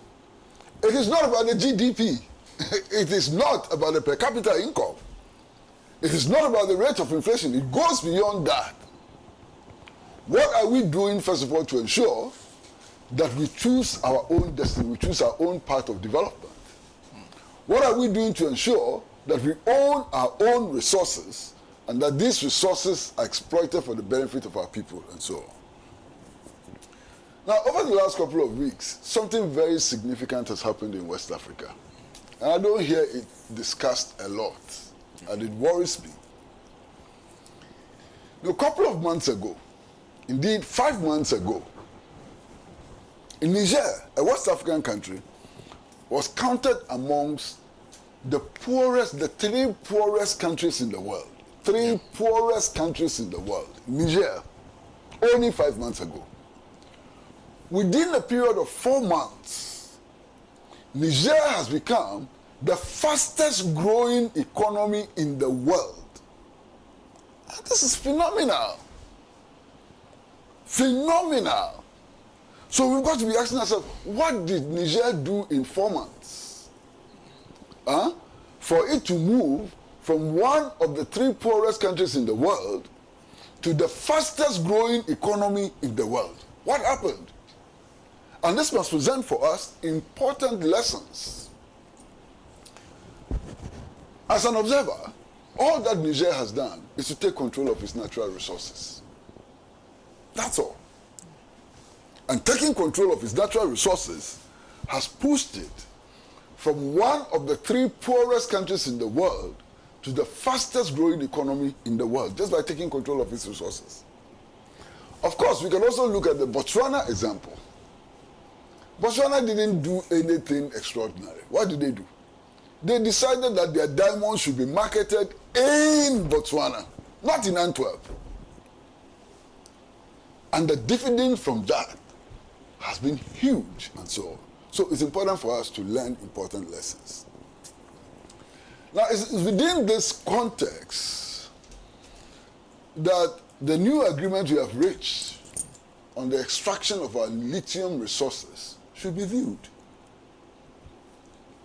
We should stop counting inflation and counting GDP and so on, and begin to ask questions about the new agreement for the exploitation of our new, lithium resources. Who benefits? Who controls it? And so on. That is learning the important lessons of Niger. You understand? Why? If you go to Niger today, Niger is not governed by any wonderful people who went to school in Harvard and so on. Niger is being governed by the lieutenant colonels and generals, plenty of which we have here. And yet, they are making substantial progress. You understand? I can bet my bottom dollar that if you went to Niger, you may not find anybody who went to school in Harvard in the government. And even if you find, there may not be more than 1, 2, or 3. And yet they are beginning to think. Thinking is not the preserve of academics. Everybody thinks. And if you make facts available to people, people can think. You understand? So as far as I'm concerned, we are in a disaster, and we are heading towards greater disaster, simply because our leaders have refused to think. Simply because we have not taken the option of making our own decisions on the basis of our own reality. Look, a number of things have happened since the last budget, which must be very significant for us. Why do you think that the IMF has appointed a supervisor sitting in the Bank of Ghana? Why do you think so? And we are not complaining about that. We are looking at GDP and so on. Meanwhile, the IMF has a supervisor sitting on top of the governor of Bank of Ghana. He sees everything, feature before it is implemented. Why? Because the IMF cannot trust that system to pursue its agenda. And in order to make sure that that agenda is being pursued, they have appointed somebody to sit in that bank to look at everything and to make sure that we remain on the path of neoliberalism. That should be something that we need to look at very closely. And it doesn't end there. The Washington administration has actually appointed somebody they call an advisor and superimposed him in the Ministry of Finance. Joe Biden's representative is sitting in the Ministry of Finance. He sees everything before he goes out. Why has it become necessary for the United States of America to become the final arbiter when it comes to decisions about our economy? Why? Why? That advisor they brought from the United States of America, is he more knowledgeable than the economists we have in our country? Why? All of our universities have economic departments. We have so many professors in economics and so on. How come that our government has decided that Joe Biden's advisor should be sitting in the Ministry of Finance, watching everything and perhaps dictating everything? That is the core of our problem. We need to move out of this neoliberal agenda. We need to move to the stage where our people will control their resources and will ensure that their resources are exploited in their interest. Basic, finished. Now, my brother Bernard is not very confident about anything changing. And he has actually said that when Parliament meets again, the budget will be passed. I'm not so sure what gives him that confidence. Because there are so many trends which also indicate. He may be right, no problem, he may be right. But there are so many trends which indicate that this budget can be defeated. Especially if the so-called minority remains united. There are so many trends which indicate that this budget can be defeated. One, why? All of us know that Kennedy Akompreko was not in Parliament. Yeah. Why was he not in Parliament? I'm not able to explain. But why was he not in Parliament? Clearly, he has been clearly dissatisfied with the finance minister and how the economy has been run. He has been clearly been dissatisfied with what he calls the lies of his own political party and so on. He's not been in Parliament, maybe his protest. And I don't know, I can't say for sure whether he's indeed protesting. But if he's protesting, I think it will take a bulldozer to drag him from his house to Parliament to go and vote. That's true. That's true. Now, the forces which voted against the MPP's decision to present Professor Michael Kwe as Speaker against Abin Babin, are they dead? Are they still not there in the so-called majority? How are those forces likely to behave? I don't know. The last time the majority won a vote in similar circumstances, they actually, according to the stories that they themselves told, they had to hire private jets to fly people from the United States of America and so on. Are they able to do that next time round and so on? So there are so many imponderables. Bernard may be right that in the final analysis, the budget will be approved. But it is also likely that the budget can be disapproved if you look at all the factors on the ground. There is some information that I have, which I have not been able to disclose over a long period of time, but I'm tempted to disclose today. And I would dare Alhaji Seni to challenge that. Yes. The last budget was approved. Why are you looking for one? Is that an arrest? That's not how. A lion with my bare hands. Is that fair? Let the man. You know, that's not it. Now, when the man has even thrown me to the ring of lions, they say you are daring me to. I'm going to catch a lion with my bare hands. No, that's not what I'm just saying. This one. Disagree with me, and then let's see what happens. Meanwhile, you're calling me a friend, a brother. And you want me to go and catch a hungry lion with my bare hands?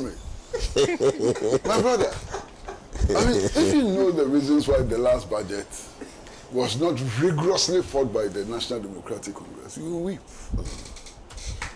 Amongst them, one of the arguments which was made was that if the budget is not approved, it will lead to extreme hardship. Workers will not be paid and so on. And the likelihood of a coup d'etat will be greater.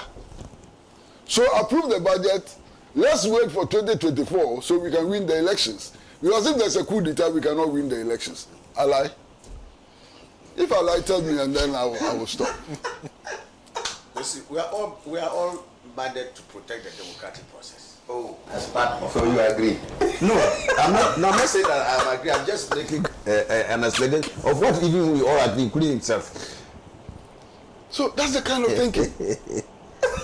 You have an opposition who doesn't want to disrupt anything for fear that there's likely to be a coup d'etat. The opposition is more afraid of a coup d'etat than even the government. That's the situation in which we are. So the opposition argues that it should not behave in ways which will disrupt things, which will make a coup d'etat possible. Oh, Massa. I will stop here. Thank you. Thank you very much. But, have you seen this kind of opposition anywhere in the world? Only in Ghana. The opposition who says that don't do anything which will disrupt what is happening. You hope is coming, Mahama is coming. Exactly. There's hope that will fix. Oh, yes. The reason Oh, yes. that you not disrupt the things. Hope is coming. Unlike this hopeless unexpected We government. are waiting for my Hope is coming. President Mahama will fix it. Inshallah.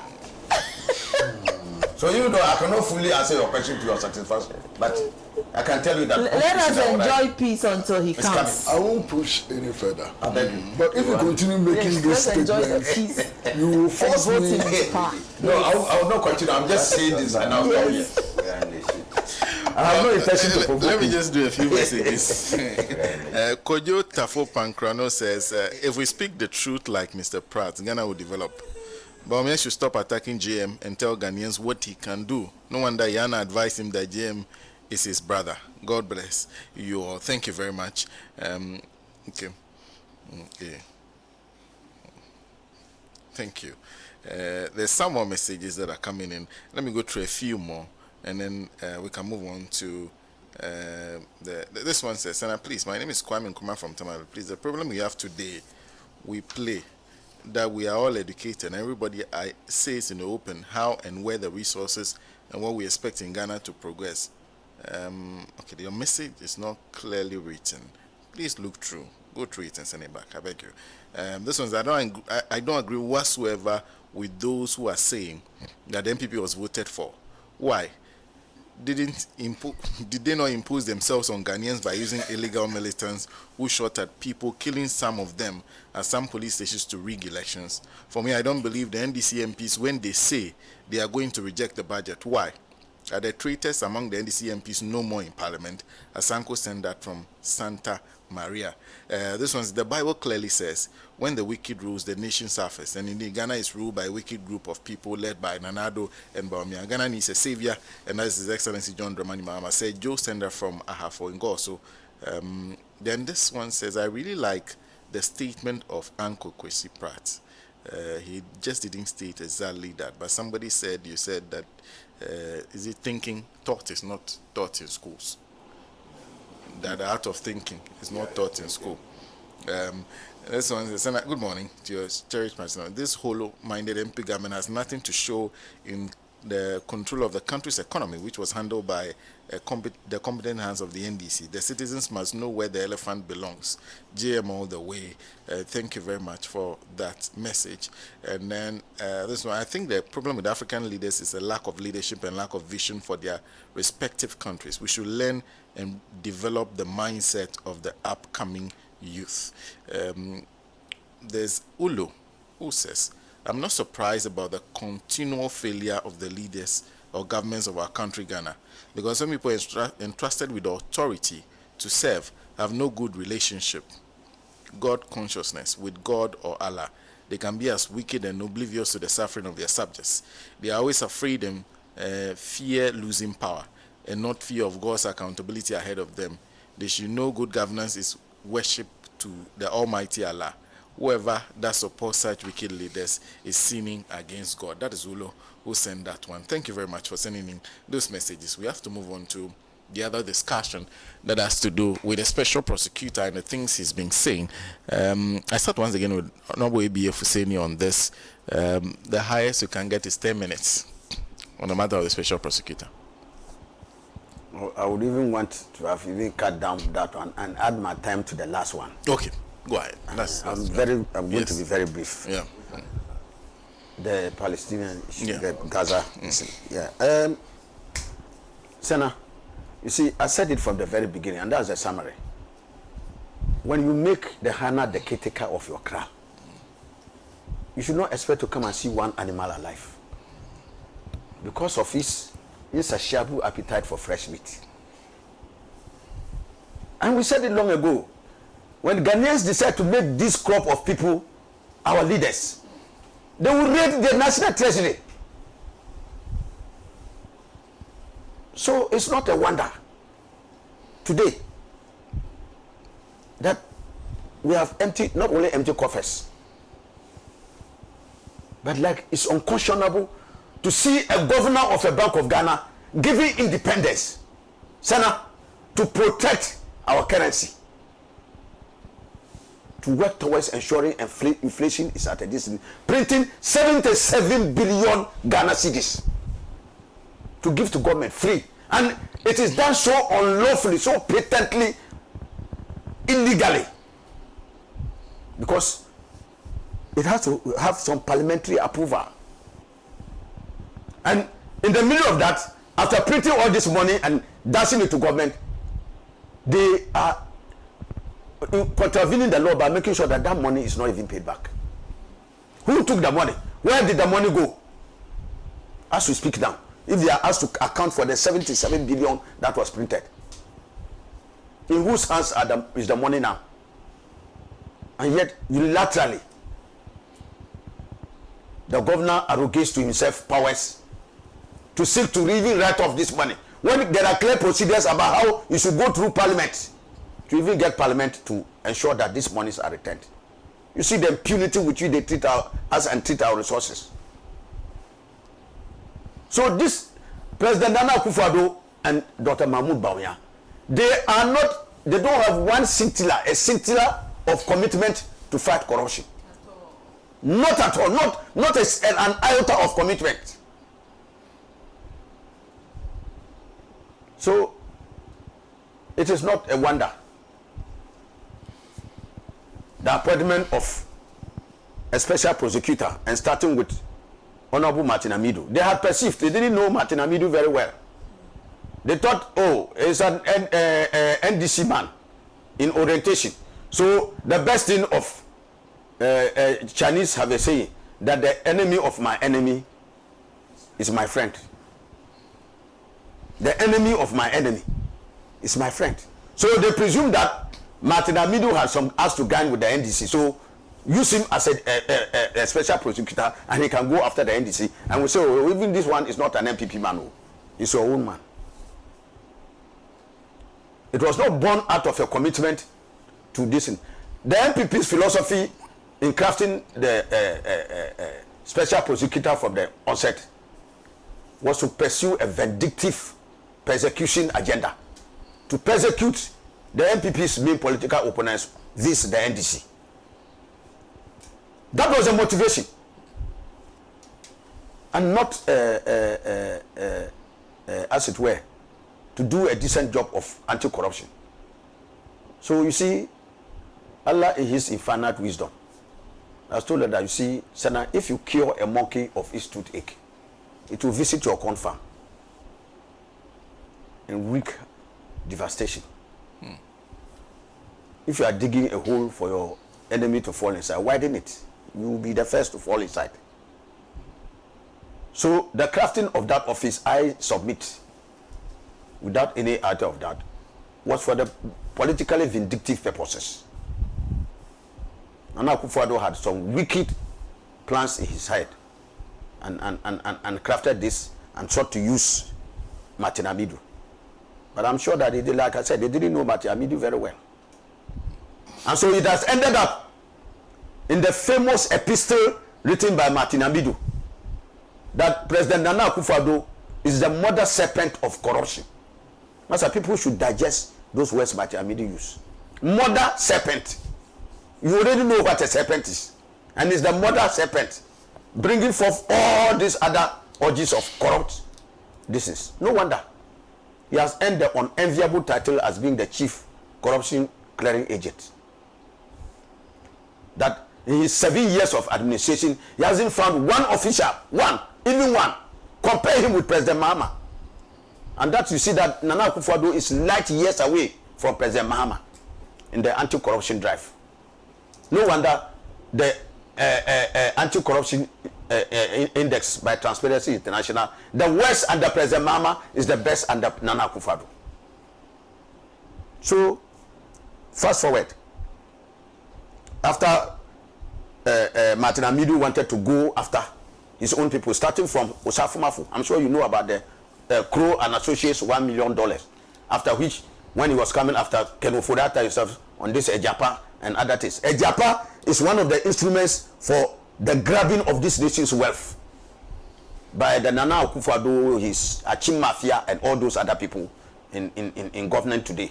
His family and friends and accomplices and concubines, all of them, that tall list. Okay? So when he wanted to go on this pedestal to bring down that citadel of corruption, clearly he drew the line. You can't touch this are my anointed. Oh, sorry, at the risk of charging me for assault. I beg you, it wasn't intended. The mens rea is not there. I didn't intend to assault you. I was just overzealous in making a point. So, these are my anointed people. Thou shalt not touch them.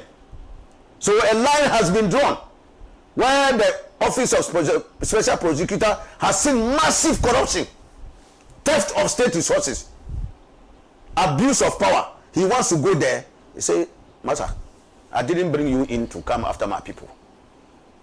The line was drawn. And every obstacle was placed. I'm sure you even saw, you heard what Martin Amidu said, that the first place they went and kept him in a hen coop. A very tiny office where even he can't have space for he and his staff to work. And they were staff of resources. In fact, I remember when it was built, the 128 or something that they voted million for this, and at the end, there's a difference between what you are allocated for in the budget and what is actually released to you. The releases were just less than pottery, 10 to 12%. So the resources that were required for the special prosecutor to do his work were not even available. They frustrated him in as into the physical gross interference in the work of the special prosecutor. So no wonder.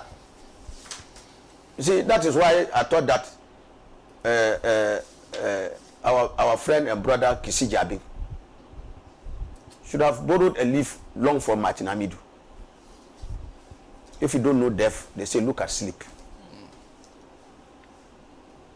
You see, if your brother was caught by a Hannah in venturing into the forest and you are venturing, you yourself get ready. So you have borrowed a leaf to know how Martin Amidu was stopped from doing his work as special prosecutor. And know that if he also ventures into that same way, he will get it. And if the lesson was clear enough, when it started with Cecilia Dapa, look at what has happened. Look at what has happened. That this government has at its disposal an array of institutions and powers and others they can use to frustrate you. So, I don't want to pass any judgment on the lamentations he's had about the judiciary and others, even to the point that you can say one day an armed robber or a killer can go and get an injunction or something to stop people from venturing. But it's a product of the frustrations he's feeling, of obstacles being placed in his path, in his bid to do his work. I know and admit that as an institution of state is bound by the law. But clearly, some of those things don't constitute building blocks in our bid to fight corruption in this country. And so I just said I just wanted to touch it on a bit. And it ends with the issue of the non-commitment of the government to fight corruption. They have no iota. Well, 10 minutes is up. Oh, I spoke for only 3 minutes. I'm sending the 7 minutes to the other. Yeah, 10 minutes is up. Oh, Yeah, 10 minutes. this one, I'm not taking more than 5 minutes. I was sending the other. So my next listen, I will add my 5 minutes. I see. Thank you very much. Comrade Mona. I would like not to spend as much time as the Honorable ABA. I honestly think that the special prosecutor has raised many pointers of danger and of doom to our nation state, and in particular, the workings of the judiciary. For someone who has been a lawyer for several years, for someone who has been a teacher of the law, for someone who has been elevated, and in teaching the law, he might have actually taught some of the judges that we have today, to say that senior members of the law told him before today that the manner in which he was going with his work, he was likely to suffer a gang up by the courts to dismiss his cases and to render his office impotent. And he says it in the open as it is. Smacks of danger. Very, very big danger. That our judiciary, that we have all believed, that at instances they don't live up to expectations. But today they can gang up against institutions that are purported to be fighting corruption in our society. What is the fear of the courts? Is it a case to suggest that some ones within the bench are corrupt and they fear that the special prosecutor could catch up with them? And therefore, let's fight him before he can get to us. And the special prosecutor uses an approach that I think Kwame Nkrumah spoke about several years ago, that the best way to fight corruption is to expose it, is to name and to shame. So everything that the special prosecutor's office is engaged in, you see that they let the whole nation know that, look, this matter has come before us, we are doing this, we are doing these investigations. They try to update.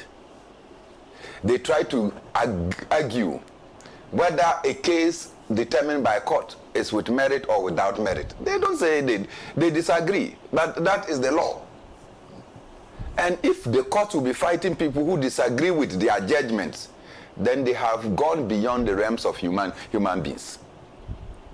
And so it is a very serious danger that after listing the number of cases he has brought up and the flimsy excuses for trying to throw away the cases, he had to conclude by saying that it will not be long.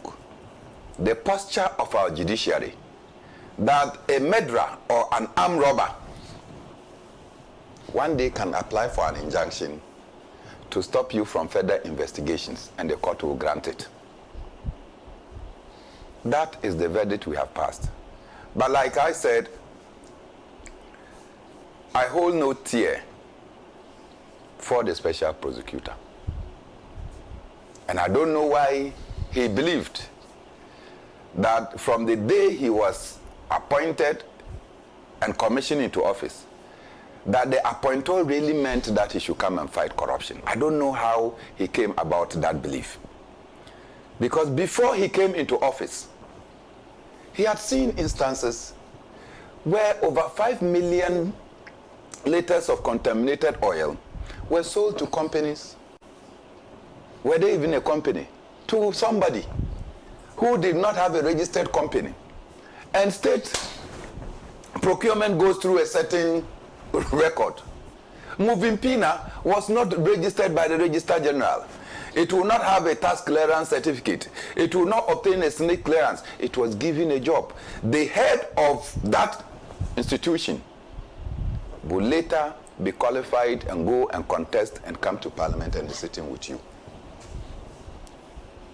And later will tell us that he used so much money to win his primaries and that he has taxed dollars to go back to go and win. We are sitting down here. We are still seeing, not me saying, Kennedy Ajapon said it, many people said it. Today, some business persons are saying that former deputy chief of staffs were demanding what Kennedy Ajapon told us, $20,000 and what have you, in order that they can see president. And the president comes to clear them. We saw the Australia visa scandal. The scandal is still hanging on the people of Ghana, and yet there is no culprit.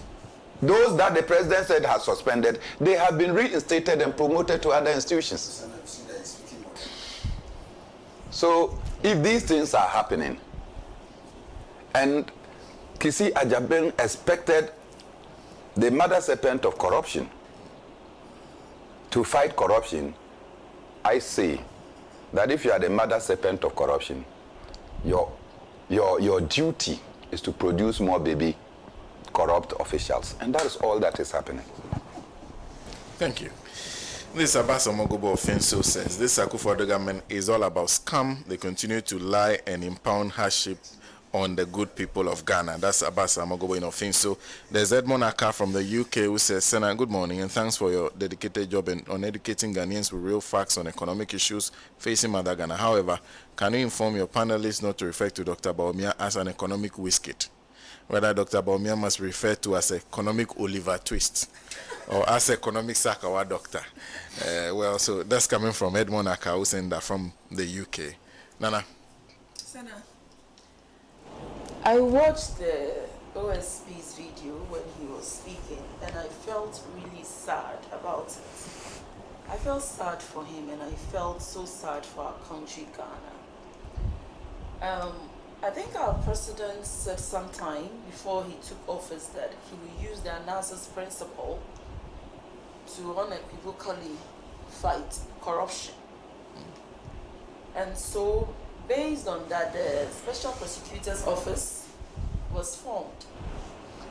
And the functions of the Special Prosecutor, I went onto their website and I read, it says that the OSP is tasked with investigating specific cases of alleged or suspected corruption or corruption-related offenses involving public officers and persons who have been entrusted with prominent public functions in Ghana.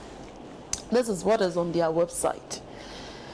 Now, when you look at it from outside politics, when you are employed in a company and you are given tasks and duties to perform, and along the line you realize that the major shareholders, because in every company there are shareholders and we have the management team. Now the management team runs on daily basis, they run the affairs of the company. And so if your shareholder always interferes in your business by calling you, saying, have you put this here? Have you done this? Have you done this? You will realize that you will not be effective as you must be. And so when we bring it to this special prosecutor's case, I think his employer is the President of the Republic of Ghana. And what the special prosecutor is telling us is that he said it in Chi. He said, obey the obey to me. Nimbre swan, no call. So now I can't imagine you telling your boss that as it is now, I am not able to function. Mere the ame to me, membre swan me call. And the next month you receive your salary. And he will tell you, no problem. So now go and sit down, wait. When your time is near, then you go. And he will continue paying you benefits, paying you salary, and still be nice to you. I mean, I don't see the sense in this. Once the special prosecutor is finding difficulty in doing his job, what is his employer saying about it? What is his employer saying about it? Now, when I visited their website again, I took notes of all the cases they say they are investigating. And this is on their website. They say they have Charles Edu Boahen's case there. Customs Division of Ghana Revenue Authority too, I hear their case is also there. Declaration of Property and Income, that is our own mother, Cecilia Dapa. Her case is also there. Electricity Company of Ghana, on their website, they said they too, they have a problem with it there. Estate of Kojo Owusu Efriye, you remember Sir John, his case is also under investigations there. Joabin, MCE nominee, he's also there. Gaming Commission of Ghana, they are also there. Ghana Police Service, I hear they are also there. Now, illegal mining, Professor Frimpong Boateng, when he brought the documents, wrote a report, a beautiful report, to tell us how the our water bodies are being destroyed, to tell us how those in government are not fighting Galamsey as promised. They came out to tell us that it has no basis enough for investigations, but it's still there. We are waiting for the report from them. We need to know the outcome. They said Northern Development Authority is also there. National Sports Authority, I hear you are also at the National Prosecutor's Office. Rice scandal. Wealthy businessman, I don't know who that businessman is, but I hear there's some wealthy businessman whose case is also there. The question I want to ask, the special... Yeah. Sorry? The one who went to Parliament to stop the MPP. Oh, okay. He is the wealthy businessman. What's his name? We don't know. We don't know his name. Okay. So what I want to ask the special prosecutor, will he bring closure to all these matters before Nimreni Besun Obeko? Or what is he trying to tell us? That when it's time, he will leave all these investigations for another special prosecutor to come and take over and investigate. Then he has collected all his salary and all the things he has collected for what? I mean, can we be result-oriented? We have to be result-oriented. When you are the special prosecutor, you have all these investigations to do. I don't think he's brought closure to any of these I've mentioned. And you are telling us that will you go with leaving this for another special prosecutor to come and start all over the processes again? That is why I tell you that this MPP government is just joking. They are just joking with us. They don't take us seriously. They can't be bothered. How will you come and say this and still go ahead on Monday, go to work and collect salary and work as any normal person? I find that ridiculous. No, the house has fallen. You are bothering yourself to ask whether the roof is still standing. The house has fallen, but the roof too has fallen. So say, MPP is a collapsed party. Oh. They're a collapsed party. And I always say that they're a bunch of confused people. They don't seem to be focused. They are not result-oriented. When it comes to critical thinking, they are not applying any critical thinking in anything. They're just doing things haphazardly. A lot of people in NPP have come out to condemn them. Our own Kennedy Japan during their primaries. What didn't he say about the NPP? He says they loot money and go and save it somewhere outside the country. As if there's no tomorrow. As if there's no tomorrow. As if there's no tomorrow. Kennedy Japan said it. I'm not saying it. He said we shouldn't consider Baumia, and that when Baumia comes to power. It's a third term for Nana. Ajay. Sena, we are not saying it. Alhaji, are we the one saying it? We are not the one saying it. Those within are saying it. And so, during their primaries, all the delegates, all the contestants that competed with Alhaji Mahmoud Baumia told the entire country that he doesn't have any credibility, that he's not credible, that he has driven us into a deep ditch. To get out of that ditch, you need a serious-minded person. For us to get out of that ditch, we need a focused, a nation builder, a visionary leader. That is what we need. Otherwise, we'll remain in that ditch forever. Their own people told us. OSP today is crying. What should we do for him? When Martin Amidu said president is the mother serpent of corruption. Didn't he hear it? What is good for the goose is good for the gander. He heard that. Yet when he was called to come for the appointment, he quickly rushed and went to take the appointment. Now he can do it better. What is stopping him from doing the work? Who is preventing him from doing his work? Why is he crying to us? What should we do for him? He should go and investigate all these and bring closure to the matter. It is not about coming to look for public sympathy and coming to say, as if he's coming to cry on us. Or we don't care about that. We want results. Senna, I won't also waste much time on this matter. When you have been given a job to do it. We want results. We don't want complaints. We want results. If you feel like now where you have gotten to, you cannot proceed anymore, why don't you resign? Why are you still there? You have to resign and go back home. Pack your bags and things and say, okay, bye-bye, like Martin Amidu left, right? And say, me too, I can't do so, and leave. Is it by force? Who is forcing you to be there and be crying to us? We are not interested in his tears. We are interested in him bringing closure to the matters. That is all I have to say. In conclusion, let me conclude. MPP is not fighting any corruption. Corruption is fighting them. Corruption is fighting them. Corruption has beaten them. Flala. They are now even confused that the corruption has even beaten them. They can't see their way forward. This is so pathetic. This is so sad. This is not right. Ghanaians need better services. Ghanaians need better conditions. Ghanaians need this corruption to end. You can't come and joke with 31 million Ghanaians. They are a bunch of jokers. 2024, they will be voted out of power. Thank you. Thank you very much. Papa BC in Accra says, what's the score of Nanado's government? 0 on corruption, 0 first special prosecutor. Martin Amidu, appointed by Nanado, says the president who gave him that role is seriously the mother serpent of all corruption. He resigned.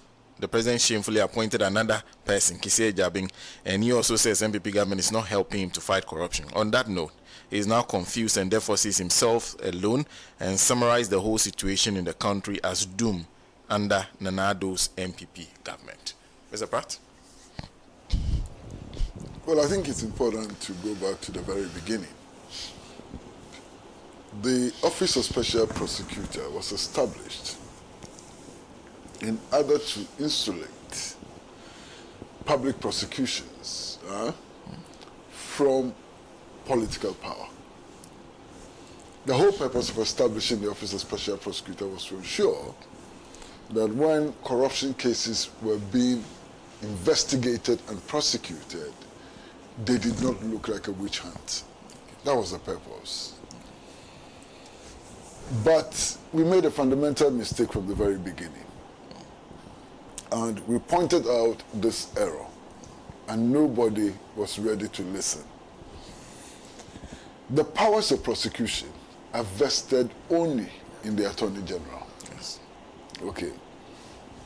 I know that by some arrangement now the police does some prosecution. Yoko, or whatever it's called now, also does some prosecution.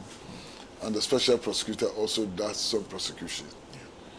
But the power of prosecution is vested in the Attorney General. So you have a situation where you have actually appointed a special prosecutor, and yet the investigation of corruption and corruption-related matters and their prosecution do not lie in his bosom alone. There have been instances where he's investigating matters and the CID is investigating the same matters and so on. So unless we cure that fundamental problem, I do not think that we can expect magic, from the Office of the Special Prosecutor. What we needed to do was to amend the Constitution which vested the power of prosecution in the Attorney General alone. But we failed to do that, and these are some of the consequences of that omission. On Thursday, I said that I had some privileged information which I was not ready to disclose yet. and I don't think that I'm still ready to disclose. But what the special prosecutor disclosed would appear to be just the tip of the iceberg. The special prosecutor appears to be under tremendous pressure. Perhaps what he's facing, none of us can face and still carry on. And I think that he should be highly commended for still wanting to do his job. His steadfastness is commendable, highly commendable, if all the facts were available. And I'll give you a few. Now, last Thursday, Alhaji Husseini, former member of parliament and minister, actually indicated that the special prosecutor has to go around with bodyguards, and that is a serious indication of the state in which he is. Now, I would want to add that he doesn't only have to go around with bodyguards. Sometimes he's compelled to move around Accra in an armored plated vehicle. Wow. Special prosecutor. Yes. So we have a problem. Yes. And I have no idea how to resolve this problem. The only thing that we can do now, as members of the Ghanaian society and so on, is to wish him well and to give him all the support that we can give in his crusade against corruption, and hope that he wins. The fundamental law does not even give him enough room to operate.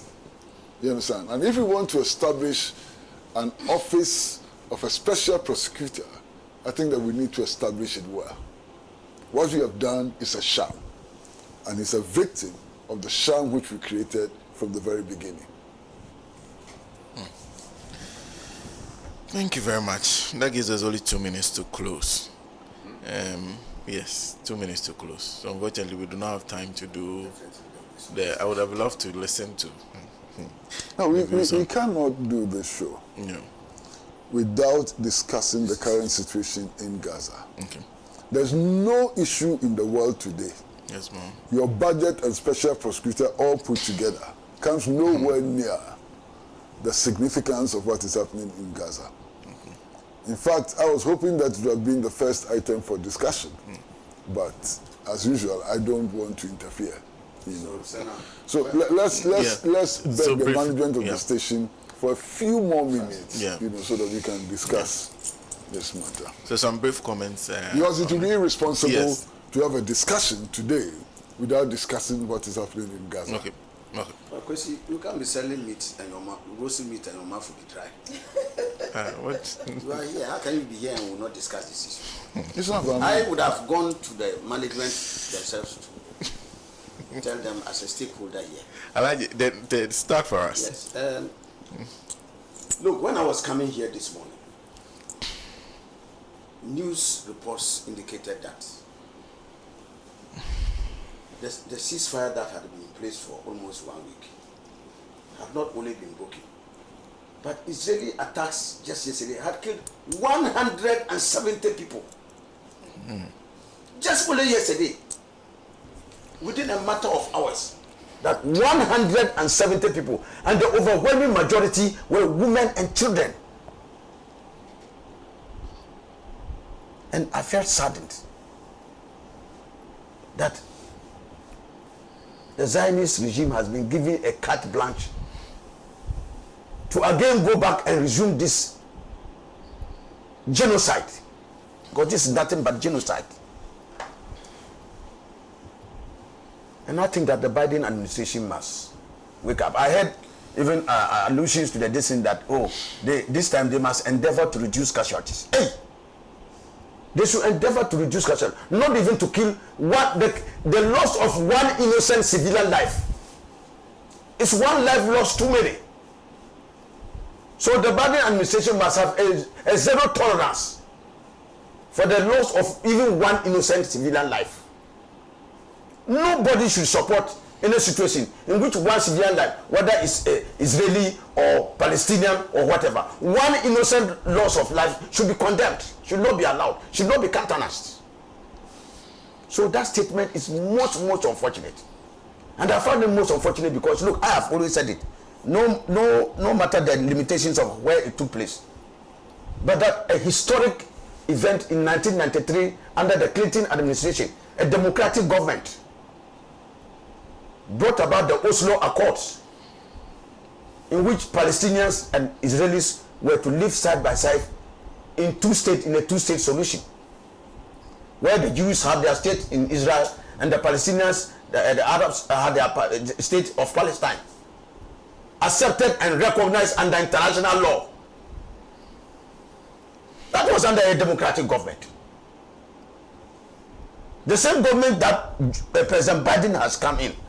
So why would Israel today be given a carte blanche, an unfettered right to go on a vendetta, to go on a killing spree, and kill innocent civilians in flagrant violation of international law?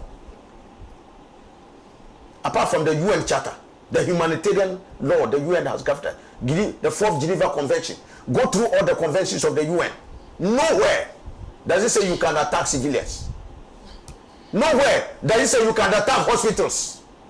Today they are raining bombs on even hospitals. The Israeli authorities just issued a decision that Palestinians must move away from their homes. Giving instructions to evict people from their home is an international crime. Moving large populations, 2.5 million people, moving them from their homes is an international crime. Why is the international community looking on when these grave crimes are being committed? It's totally unacceptable. And to hear that our country, Ghana, the torchbearer of African liberation and the voice for the oppressed across the world, in the last UN vote, were complicit. And I just said that this government is hopeless in all directions, even including in our international obligations and commitment, where Ghana has been a beacon of hope for the oppressed. It didn't happen. We have stayed and refused to vote for a ceasefire to ensure that women and children are not being killed. And today they are saying that about 70% of the people killed. It has exceeded 15,000 people have been killed. 20,000 now. Now it's gone beyond that. And 70%, so now work out 70% of over 20,000 people, women and children. What crime have they committed? There are most people are there, they should fight them. Why are you raining bombs on innocent civilians in their homes, uprooting them from their normal life?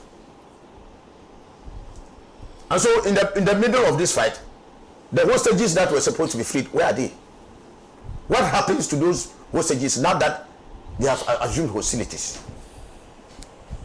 How can hostages be released in the middle of a fight? So inevitably they are saying that even their own people who were taken out, they don't care about their lives again, they can be killed. Because there's no way anybody will give you up free hostages when the fight is on. So why was this ceasefire ended and then there's more resumption of more atrocious bombing? Within a few hours, hundreds of civilians are killed. It's totally unacceptable. And I want to bring out a point that was made, which the West is in a hurry to invoke. A lot of the time you hear Israel has a right to defend itself. As if some other people don't have any right to also defend themselves. And I want to refer to a 2004 ruling by the International Court of Justice, which made it abundantly clear that as far as Israel operates in the occupied territories, it has no right of self-defense. And so I've tried to give that example. You come to my house, occupy my house, you slap me, and I want to slap you back, and you invoke your right that you have the right to defend yourself in my house for invading my house and occupying me and visiting atrocities on me. When I want to reply, I want to use means to defend myself, then you claim that you have the right of defense. You have no right of self-defense in invading my house, occupying my house, and raining atrocities on me. You have no such right.